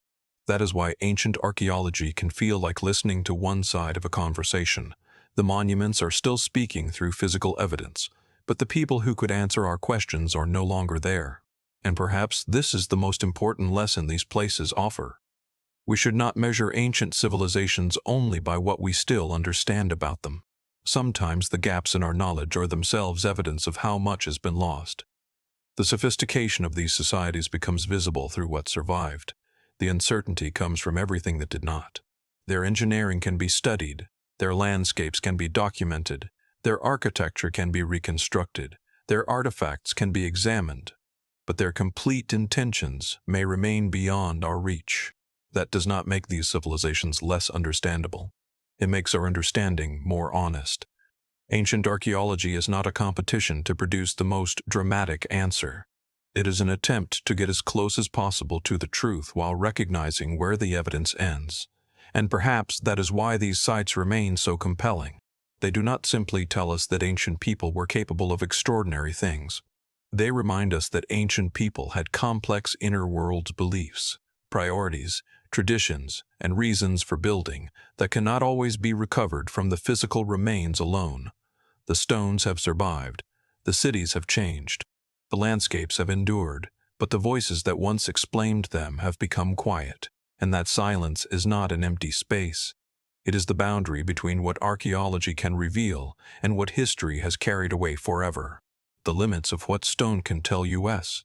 An ancient monument can survive for thousands of years and still leave behind only a fraction of its original story. The walls may remain. The carved surfaces may remain. The shape of the landscape may remain. But the people who once understood every detail of those places are gone. That creates a particular challenge for archaeology. Researchers are often working with evidence that is remarkably durable, yet incomplete. A monument may preserve its physical structure, while the cultural language that once explained it has disappeared. This is why ancient archaeological mysteries are rarely about one missing object. They are often about missing context. Consider what happens when we encounter a monumental site without a complete written record. We can begin with the physical evidence. We can examine the materials. We can study the architecture. We can observe the relationship between structures and the surrounding landscape. We can identify patterns. From those observations, researchers can build interpretations, but interpretation has to remain connected to evidence. A structure can suggest a purpose. A carving can suggest cultural significance. A monument can demonstrate technical ability. None of those observations automatically provides a complete explanation of the beliefs behind it. This is especially important when studying sites that appear extraordinary to modern eyes. The unusual naturally attracts attention. A city built across artificial islets seems extraordinary. A massive sandstone platform covered with carving seems extraordinary. A chamber carved from one enormous block seems extraordinary. A landscape filled with dwellings and religious spaces carved directly into volcanic rock seems extraordinary. But extraordinary appearance does not necessarily mean extraordinary explanation. In many cases, the real achievement is human. Ancient societies understood their environments. They adapted to difficult landscapes. They developed specialized crafts. They organized large projects. They transformed natural materials into architecture. They created ceremonial and political centers, and they developed cultural traditions that gave those places meaning. The mystery begins when we try to reconstruct those traditions from physical remains alone. Take the Tukum pyramids. The enormous adobe structures were built over centuries and served as major ceremonial and political centers. That tells us something important. The landscape mattered for a very long time. It was not simply a temporary construction project. Generations were involved in a monumental environment whose importance continued across time. But the physical evidence does not automatically tell us what every generation believed about the pyramids. The same problem appears at Samaipata. The sandstone platform contains channels and carvings. Its role as a key ceremonial site is part of the archaeological picture, but the precise meaning behind those features is much harder to recover. A carved channel remains a carved channel. The belief that once gave it significance may have disappeared. This distinction between evidence and interpretation is crucial. Without it, ancient archaeology can quickly become a collection of confident stories built on incomplete information. A responsible approach does something different. It allows the mystery to remain. It acknowledges what is known. It acknowledges what is uncertain. And it recognizes that an unanswered question is not an invitation to invent an answer. This is particularly relevant to Ahu-Vinapu. Its stonework has led to theories about possible transoceanic contact with South American cultures. The theory is intriguing because the architectural similarities invite comparison, but comparison alone does not settle the question. The stonework itself remains the evidence. The broader explanation remains debated. That distinction protects the story from becoming more dramatic than the evidence allows, and it also makes the mystery more interesting, because uncertainty means there is still something genuinely worth understanding. The same principle applies to Herodium. The site is clearly connected with King Herod and contains a fortified palace and burial complex. Yet the debate concerning the king's final resting place shows how even a monumental royal site can resist complete interpretation. The physical remains are substantial. The historical question remains. This is not a contradiction. It is a normal feature of archaeology. The past does not always survive in a neat package. Sometimes evidence survives unevenly. One part of a story remains visible while another disappears. A monument may tell us who had the resources to build it without telling us exactly what they believed. A city may demonstrate sophisticated organization without preserving the complete cultural logic behind that organization. An artifact may reveal advanced craftsmanship without explaining how its creators understood the object. Sharwa-Sukta is a powerful example. The ancient city demonstrates organized urban life and advanced craft production. The artificial eyeball is an especially striking artifact. Its existence tells us something about the capabilities of the people who created it. But the object cannot, by itself, reconstruct the entire cultural environment surrounding it. What did such craftsmanship mean to the society? What values surrounded it? How did people understand the knowledge that produced it? Those questions belong to a level of history that physical objects cannot always preserve. Nan Madol creates the same challenge on a much larger architectural scale. The City of Water demonstrates exceptional maritime and engineering ability. Artificial islets and enormous basalt stones reveal an extraordinary relationship between construction and environment. But the engineering achievement does not automatically explain the cultural intentions behind the city. Why did this place matter so deeply? What beliefs were attached to it? How did its creators understand the relationship between land, water, stone, and society? The surviving structures can help researchers investigate those questions. They cannot guarantee complete answers. This is where the limitations of archaeology become almost philosophical. Human beings are not only builders, they are meaning makers. A structure exists physically, but its significance exists within a cultural framework. If that framework disappears, the structure can remain while its meaning becomes increasingly difficult to reconstruct. The Dwarfy Stain demonstrates this on a smaller scale. One enormous sandstone block was transformed into a chambered tomb. The physical method is fascinating, the architectural result is clear. But the beliefs surrounding the tomb are not contained completely within the stone. The people who created it understood why the chamber mattered. Modern observers can only approach that understanding through surviving evidence and careful interpretation. Vilcabamba offers another version of the same problem. Its isolation and difficult terrain were central to its role as a final stronghold of Inca resistance. The geography tells us something about strategy. The stone structures tell us something about construction. But the complete experience of living within that remote environment belongs to the people who were there. We can reconstruct the physical setting. We cannot recreate their entire worldview. That may be the most important idea behind all these archaeological mysteries. The unknown is not always hidden because archaeologists have failed to look carefully enough. Sometimes the missing information simply did not survive. A belief is not a stone. A memory is not a wall. A tradition is not always something that can be excavated, and a cultural meaning can disappear even while the monument carrying that meaning remains almost intact. This changes the way we should look at ancient ruins. Instead of asking only, how did they build this? We can ask a deeper question. What did this place mean to the people who built it? The first question is often approachable through engineering and archaeology. The second may require us to confront the limits of surviving evidence. And those limits are not a weakness in the story. They are part of it. The ancient world is not a book with every page preserved. It is closer to a damaged manuscript. Some sections are clear. Some are fragmented. Some are missing completely. The skill of archaeology lies in reading what remains without pretending that the missing pages are still there. That is why these monuments continue to fascinate. They show us what ancient societies accomplished. They reveal intelligence, organization, creativity, craftsmanship, and an ability to transform difficult environments. But they also remind us how fragile human meaning can be. Stone can survive thousands of years. The explanation for the stone may not.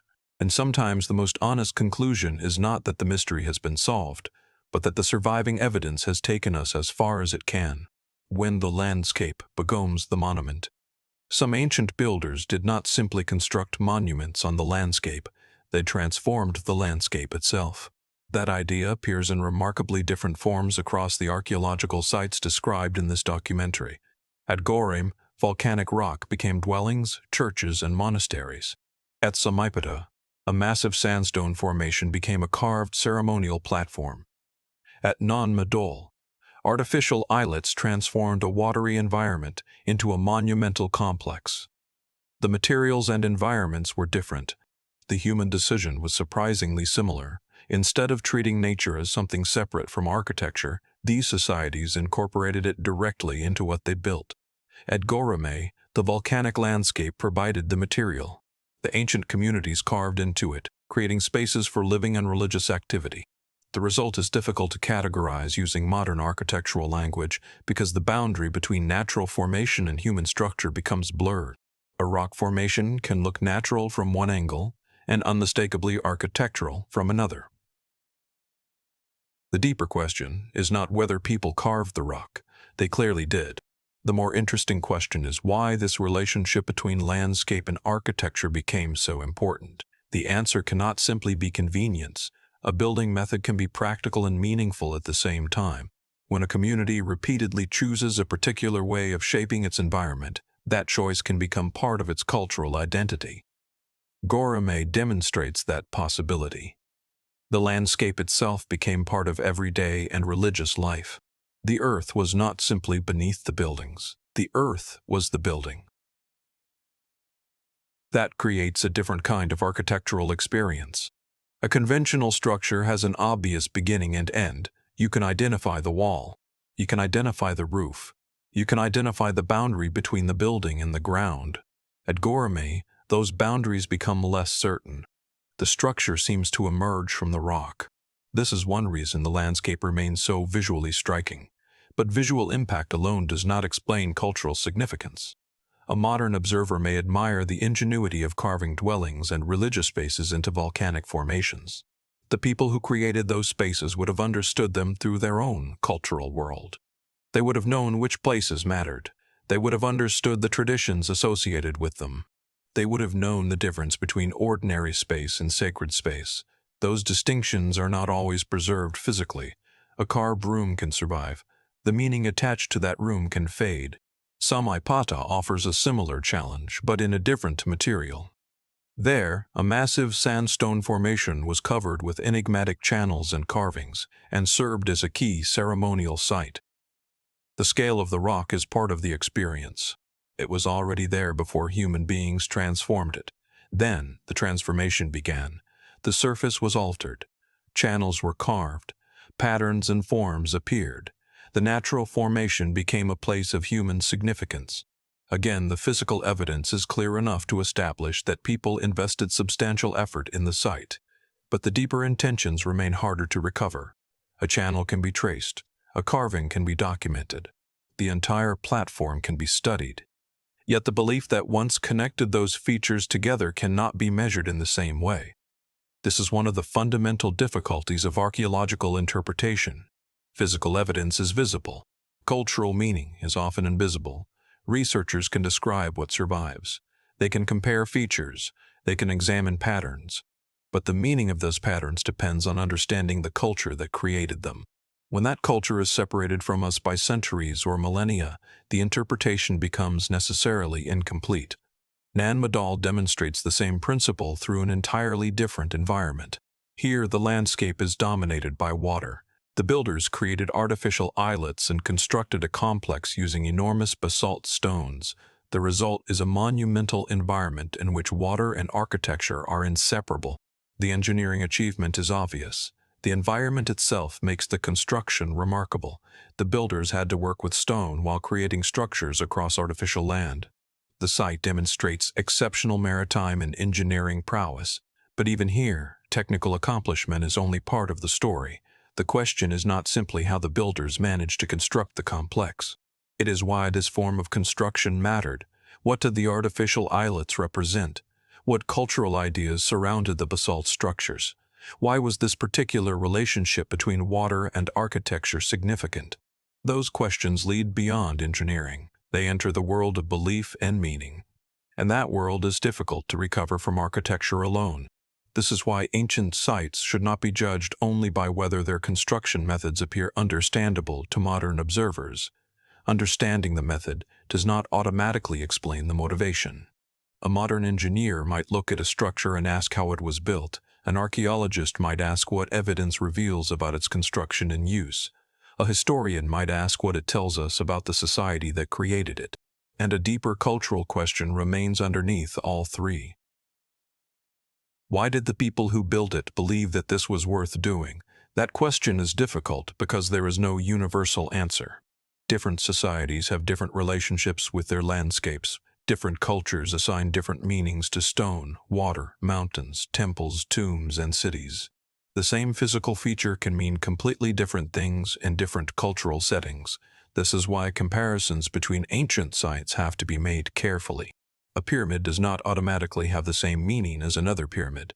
A carved rock does not automatically represent the same beliefs as another carved rock. Precision in stonework does not automatically prove cultural contact. Similar architecture can inspire questions. It does not automatically provide their answers. Ahu-Venapu demonstrates that principle particularly well. Its precise stonework has contributed to theories about possible transoceanic contact with South American cultures. The comparison is intriguing, but the theory remains a theory. The physical monument can be studied directly. The larger interpretation requires more caution. This distinction is essential because archaeological mysteries are most interesting when the evidence is allowed to remain honest. There is no need to transform every unanswered question into a dramatic certainty. Sometimes the uncertainty itself is the most accurate conclusion. Ancient landscapes also remind us how different human relationships with nature can be. Modern cities often attempt to separate human construction from the natural environment. Buildings rise above the ground. Roads cross landscapes. Artificial structures replace natural surfaces. But the sites described here demonstrate other possibilities. At Gorame, people carved into the earth. At Samaipata, they transformed a massive sandstone formation. At Nan Madol, they created artificial ground within a watery environment. These were not simply acts of construction. They were acts of adaptation. Human beings looked at the environment available to them and found ways to turn it into something culturally meaningful. That ability is itself a form of sophistication. It does not require modern machinery.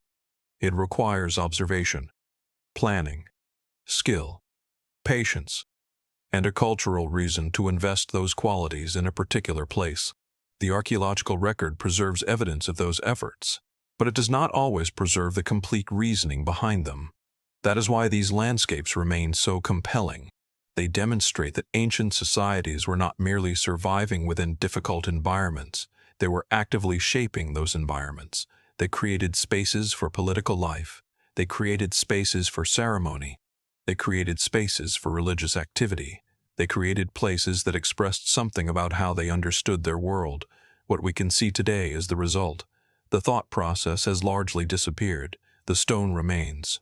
The water remains. The volcanic formations remain. The channels remain. The artificial islets remain. But the cultural explanations that once connected all of these elements together are much harder to recover, and perhaps that is why ancient archaeology never becomes completely finished. Every monument contains two histories. There is the physical history of what was built, and there's the human history of what it meant. The first can sometimes survive almost perfectly. The second is much more fragile. A landscape can preserve the architecture of a civilization while keeping its deepest intentions just beyond reach. That is not a failure of the evidence. It is a reminder of how much of human history has always depended on memory, tradition, and people explaining their world to one another. When those voices disappear, the landscape becomes the remaining witness. And sometimes, the witness tells us enough to understand how extraordinary the achievement was, but not enough to explain why the builders believed it had to exist. The human meaning behind the stones. There is a point in studying ancient monuments where the question changes. At first we ask how. How were the stones shaped? How were the structures organized? How did ancient builders work with difficult landscapes? How could enormous projects be completed with the knowledge and resources available to their societies? Those questions are important. They allow us to appreciate the practical intelligence behind ancient construction. But eventually another question appears. Why? Why did these people decide that this particular monument needed to exist? Why did they devote so much effort to a particular landscape? Why did a community transform natural rock into dwellings and religious spaces, create artificial islands in water, carve monumental sandstone, or construct enormous adobe pyramids? The deeper we look, the more obvious it becomes that engineering is only one layer of the story. Human beings do not build only with materials, they build with ideas. A monument begins as a physical structure, but its importance comes from what people believe about it. That is why the archaeological sites in this story remain so compelling even when modern researchers can understand many aspects of their construction. The stones are not the entire story. Consider Herodium. The monument associated with King Herod combines a fortified palace with a burial complex. Its architecture communicates power and permanence. Yet the continuing debate surrounding Herod's final resting place demonstrates how even a royal monument can preserve uncertainty. The physical structure survived. The complete explanation did not. That difference is crucial. A monument can be enormous and still leave unanswered questions about the person it was built to honor. The two Qum pyramids reveal another dimension of the same problem. These enormous adobe structures were built over centuries and served as major ceremonial and political centers for pre-Columbian societies. The scale alone tells us that they mattered. Generations invested in the landscape. The structures became part of political and ceremonial life. But knowing that a place was important does not necessarily reveal everything about what it meant. A ceremonial center is not defined only by its architecture. It is defined by the people who gathered there, the traditions they followed, and the beliefs that gave those activities significance. Once those people are gone, the buildings remain without the complete cultural world that once surrounded them. Vilcabamba makes the same problem visible through isolation. The stone complex served as the remote final stronghold of Inca resistance, with difficult terrain playing an important strategic role. We can understand the practical value of isolation. We can recognize the relationship between geography and strategy, but the physical remains cannot completely reproduce what Vilcabamba meant to the people who lived within that environment. A stronghold is more than walls and terrain. It is a human response to circumstances. The decisions made there belong to people whose thoughts were shaped by a world that no longer exists in complete form. Charasukte gives us an especially powerful reminder of this. The ancient city demonstrates sophisticated organization and advanced craft production. Among its unique artifacts is an artificial eyeball. The object immediately captures attention because it challenges simplistic assumptions about ancient technology and craftsmanship. But even an extraordinary artifact has limits as historical evidence. We can recognize that it was created. We can appreciate the skill represented by its existence. What is more difficult is reconstructing the complete cultural meaning surrounding it. An object does not carry its entire story on its surface. It once belonged to a living society. Someone made it, someone used it, and people around them understood its place within their world. That context is precisely what time can erase. Gourmet offers a different kind of evidence. Ancient civilizations carved dwellings, churches, and monasteries directly into volcanic rock. The landscape itself became architecture. This is an extraordinary achievement, but the deeper significance lies in the relationship between the people and their environment. The builders did not simply place structures on the landscape. They transformed the landscape into living and religious spaces.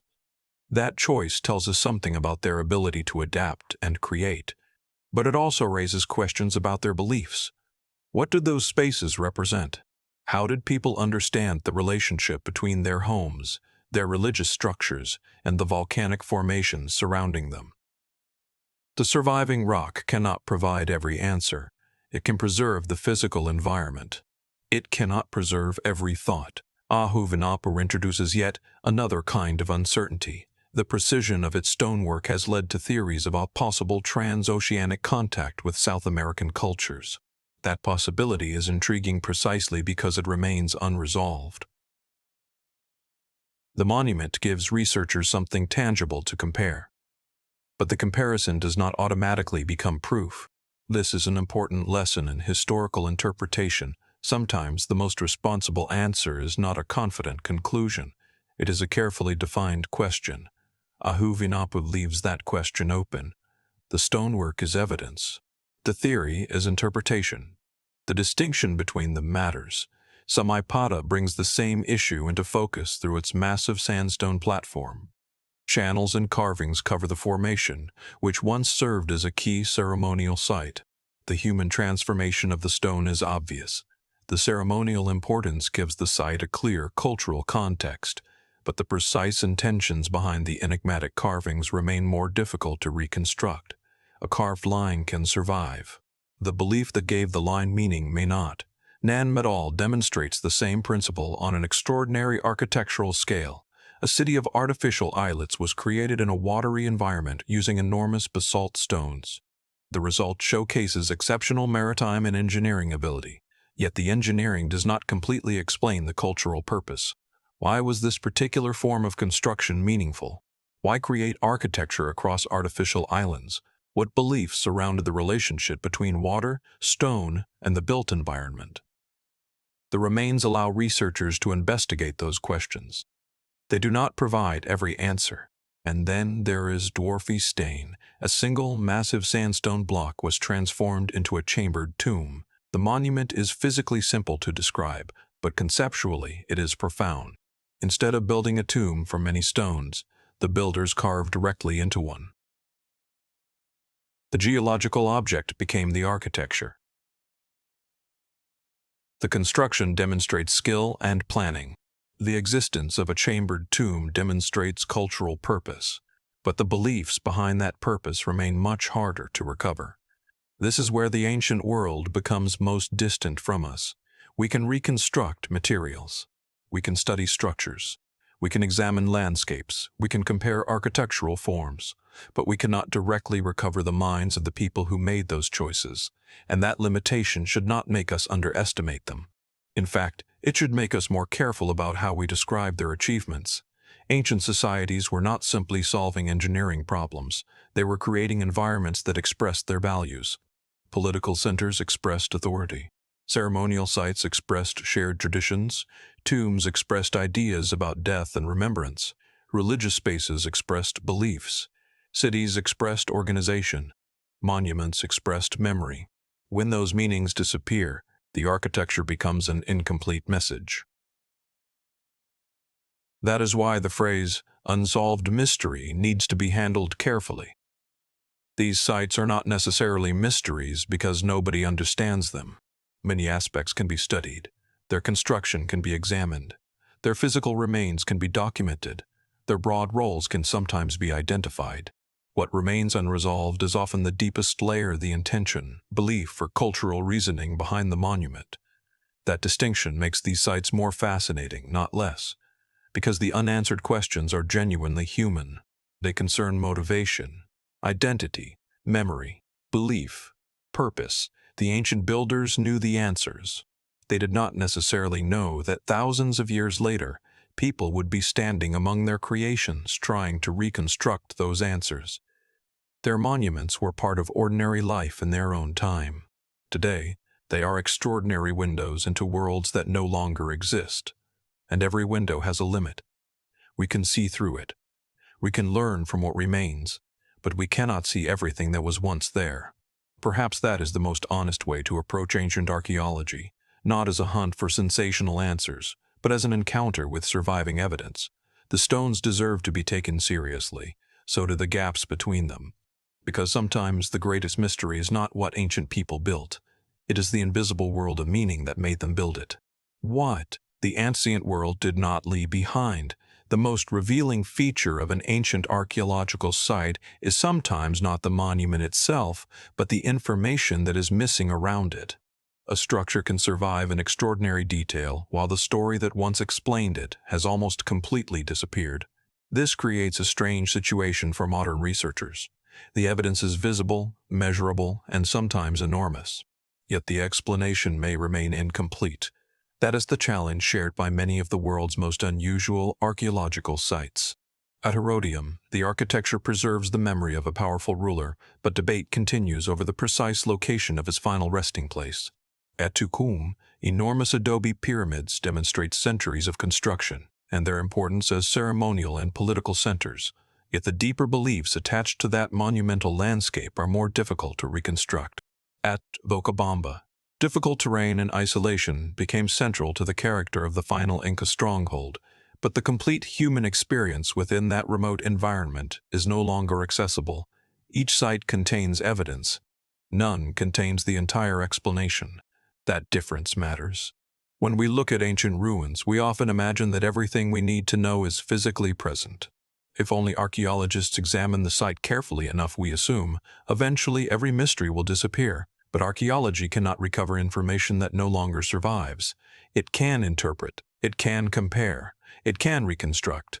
It can test possibilities against physical evidence, but it cannot simply restore a vanished cultural memory. This becomes particularly clear at Chara Sukta.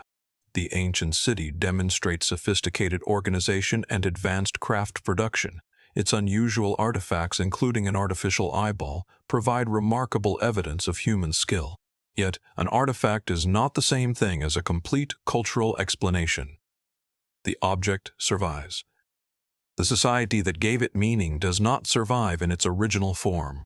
That distinction is easy to forget because physical objects feel so concrete. We can hold an artifact in our imagination. We can photograph it. We can examine its shape. But the reasons behind its creation may be much harder to recover. The same is true of Gorim. The volcanic rock structures preserve evidence of dwellings, churches, and monasteries carved directly into the landscape. The architecture is extraordinary. The relationship between nature and construction is visible. Yet the complete beliefs and experiences of the people who inhabited those spaces cannot be reconstructed simply by looking at the carved chambers. A religious structure can survive without preserving every belief associated with it. A home can survive without preserving the daily life that once filled it. A city can survive without preserving the conversations that gave its streets meaning. This is the quiet tragedy of archaeology. The most durable parts of human civilization are often the least personal. Stone survives. Earth survives. Buildings survive. People do not. And with people, countless details disappear. A community may have understood a monument without ever needing to explain it in writing. Its meaning might have been obvious to everyone who lived within that culture. A ceremonial space could have been understood through traditions passed from one generation to another. A tomb could have carried beliefs that required no inscription because those beliefs were simply part of life. A carved landscape could have been connected to ideas that every member of the community already understood. When that cultural chain is broken, the physical monument remains without its original guidebook. Ahuwanapu demonstrates another consequence of incomplete evidence. The precision of its stonework has contributed to theories about possible transoceanic contact with South American cultures. That possibility is interesting precisely because it has not become a definitive explanation. The monument gives us something real to study. The interpretation remains open. This is where responsible archaeology becomes especially important. The mystery should not be exaggerated simply because the evidence is incomplete. A possibility should not become a certainty. A similarity should not automatically become proof. The unknown should remain unknown until the evidence allows something stronger. Samaipata makes the same principle visible in another way. The massive sandstone formation contains channels and carvings, and was once a key ceremonial site. The carvings are physical evidence of human activity. Their existence can be documented, their location can be studied, but the complete meaning behind them is harder to recover. The stone tells us that someone cared enough to transform it. It does not tell us everything they were thinking. Nan Madol pushes this problem to an extraordinary scale. The artificial islets and enormous basalt stones demonstrate exceptional maritime and engineering ability. The achievement is obvious. The complexity of the environment is obvious. Yet the deeper cultural intentions remain more difficult to see. Why was this form of architecture important? What ideas connected the city to its watery surroundings? What beliefs made the enormous investment of effort meaningful? These questions remain because engineering does not contain every cultural answer. The same principle applies to the dwarfy stain. A single sandstone block was transformed into a chambered tomb. The physical achievement is clear. The cultural significance is evident in the fact that the structure served as a tomb. But the complete belief system surrounding that monument is not preserved in full. This leads to an important realization. Ancient mysteries are not always created by extraordinary technology. Sometimes they are created by ordinary human information loss. A society may have understood itself perfectly. Its people may have known why a monument existed. They may have known what every carving represented. They may have understood the traditions surrounding a particular structure. Then time passed. The people disappeared. The traditions changed or vanished. The physical monument remained. And suddenly, something that was once completely understandable became mysterious. That transformation can happen without anything physically mysterious occurring. The mystery is created by distance. Distance in time. Distance in culture. Distance in language. Distance between the people who created a monument and the people trying to understand it. This is why archaeological interpretation requires humility. The ruins do not belong to us. They belong to cultures that existed long before modern observers arrived. Our task is not to force those cultures into familiar categories. It is to understand what the surviving evidence can actually support. Sometimes that means recognizing sophistication. The Tukum pyramids demonstrate monumental organization. Bilkabamba demonstrates adaptation to difficult terrain. Shot-e-Supte demonstrates organized urban life and advanced craft production. Gourmet demonstrates an extraordinary transformation of volcanic rock. Ahu Vinapu demonstrates precise stonework. Samaipata demonstrates extensive carving of a massive sandstone formation. Nan Madol demonstrates remarkable maritime and engineering ability. Dwarfy Stain demonstrates an unusual approach to monumental burial architecture. These are achievements worth recognizing on their own terms. They do not need exaggerated explanations. And yet, every one of them contains another layer that remains harder to access. Meaning, belief, intention, memory. Those are the elements most vulnerable to disappearing. Perhaps that is why ancient archaeology can feel simultaneously full and empty. The landscape is full of evidence, but the voices that once explained the evidence are absent. We can stand among the stones and recognize human intelligence. We can recognize planning. We can recognize craftsmanship. We can recognize cultural ambition.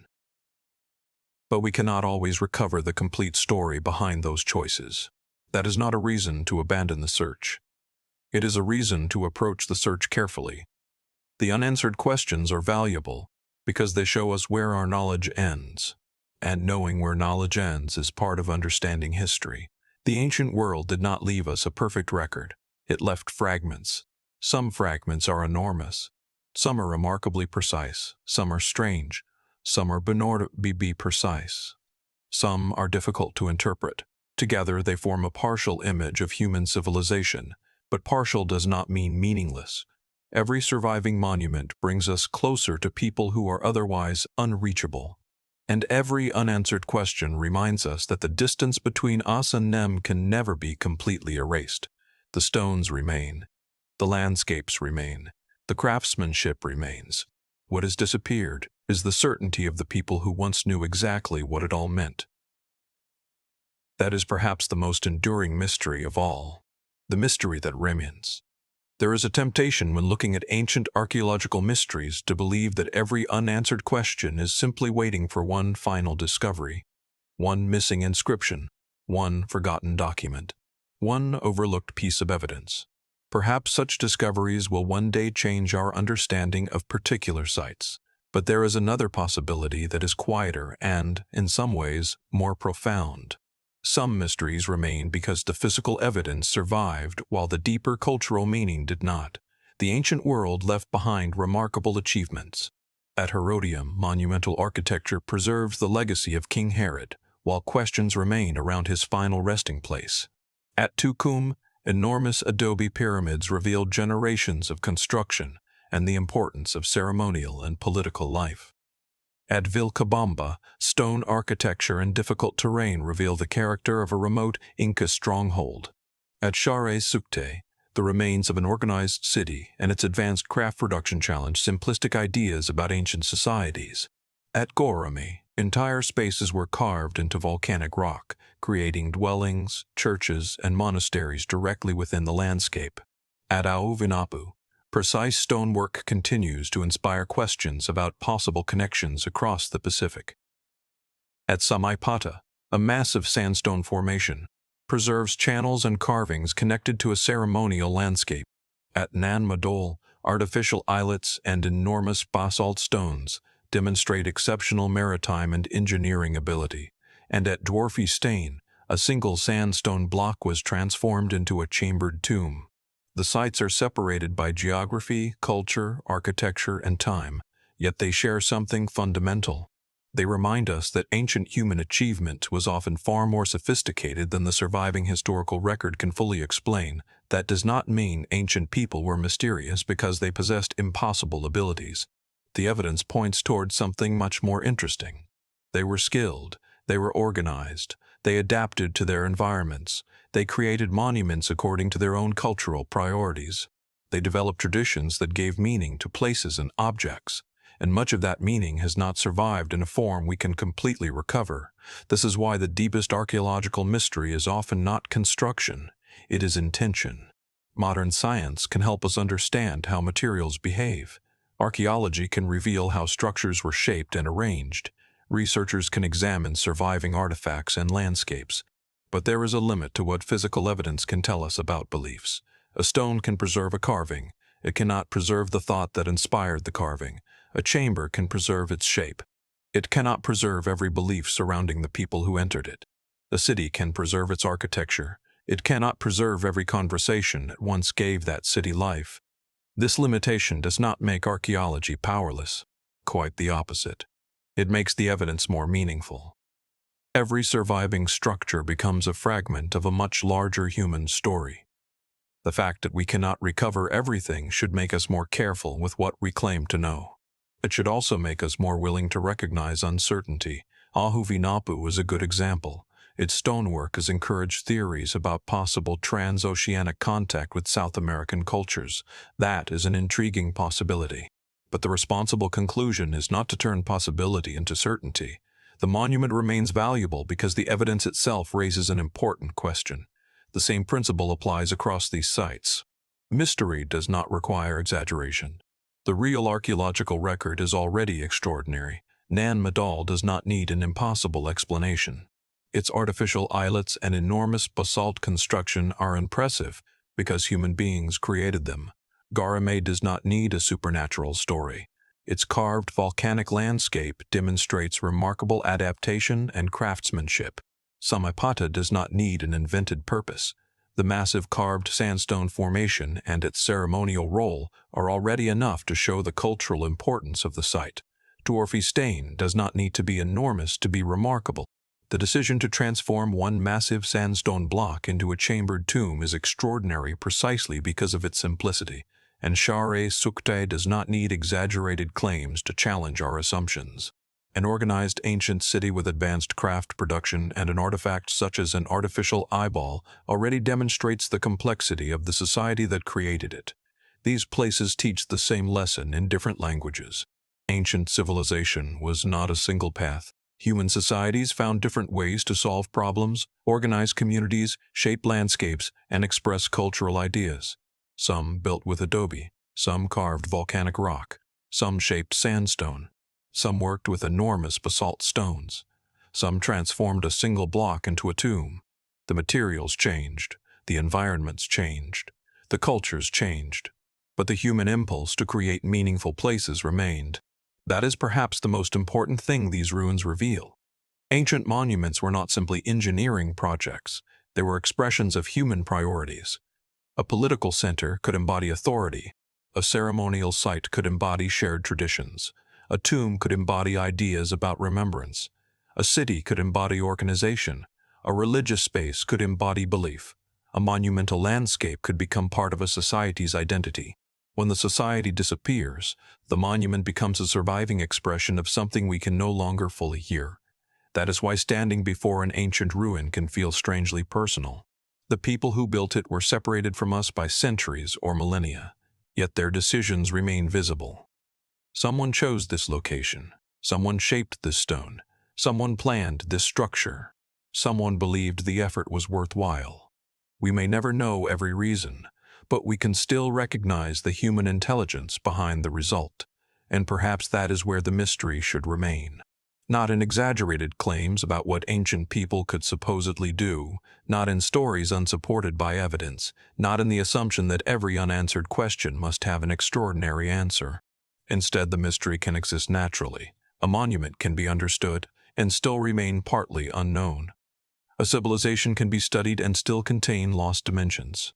A structure can reveal how it was made while concealing why it mattered so deeply. That is not a failure. It is the reality of history. The past is not waiting for us in perfect condition. It reaches us through fragments, through stone, through earth, through architecture, through objects, through landscapes, and sometimes through the questions that those remains continue to create. The most bizarre archaeological mysteries are therefore not necessarily the places where modern understanding has completely failed. They are the places where understanding comes surprisingly close but stops before the final answer. The evidence brings us near. The missing context keeps the distance, and that distance is what makes these ancient sites endure as mysteries. Thousands of years can erase a civilization's voice without erasing its work. A monument can remain long after its original meaning has become uncertain. The stones can survive the people, the landscape can survive the culture, the architecture can survive the beliefs. And when we encounter those remains today, we are not simply looking at ruins. We are looking at fragments of human thought. Some of those fragments can be understood, others cannot. Perhaps some never will be. But that uncertainty does not make the ancient world less remarkable. It makes every surviving piece of it more valuable, because the mystery is not that ancient people built things we cannot comprehend. The mystery is that they built so much, understood so much, and left behind just enough for us to realize how much of their world has been lost.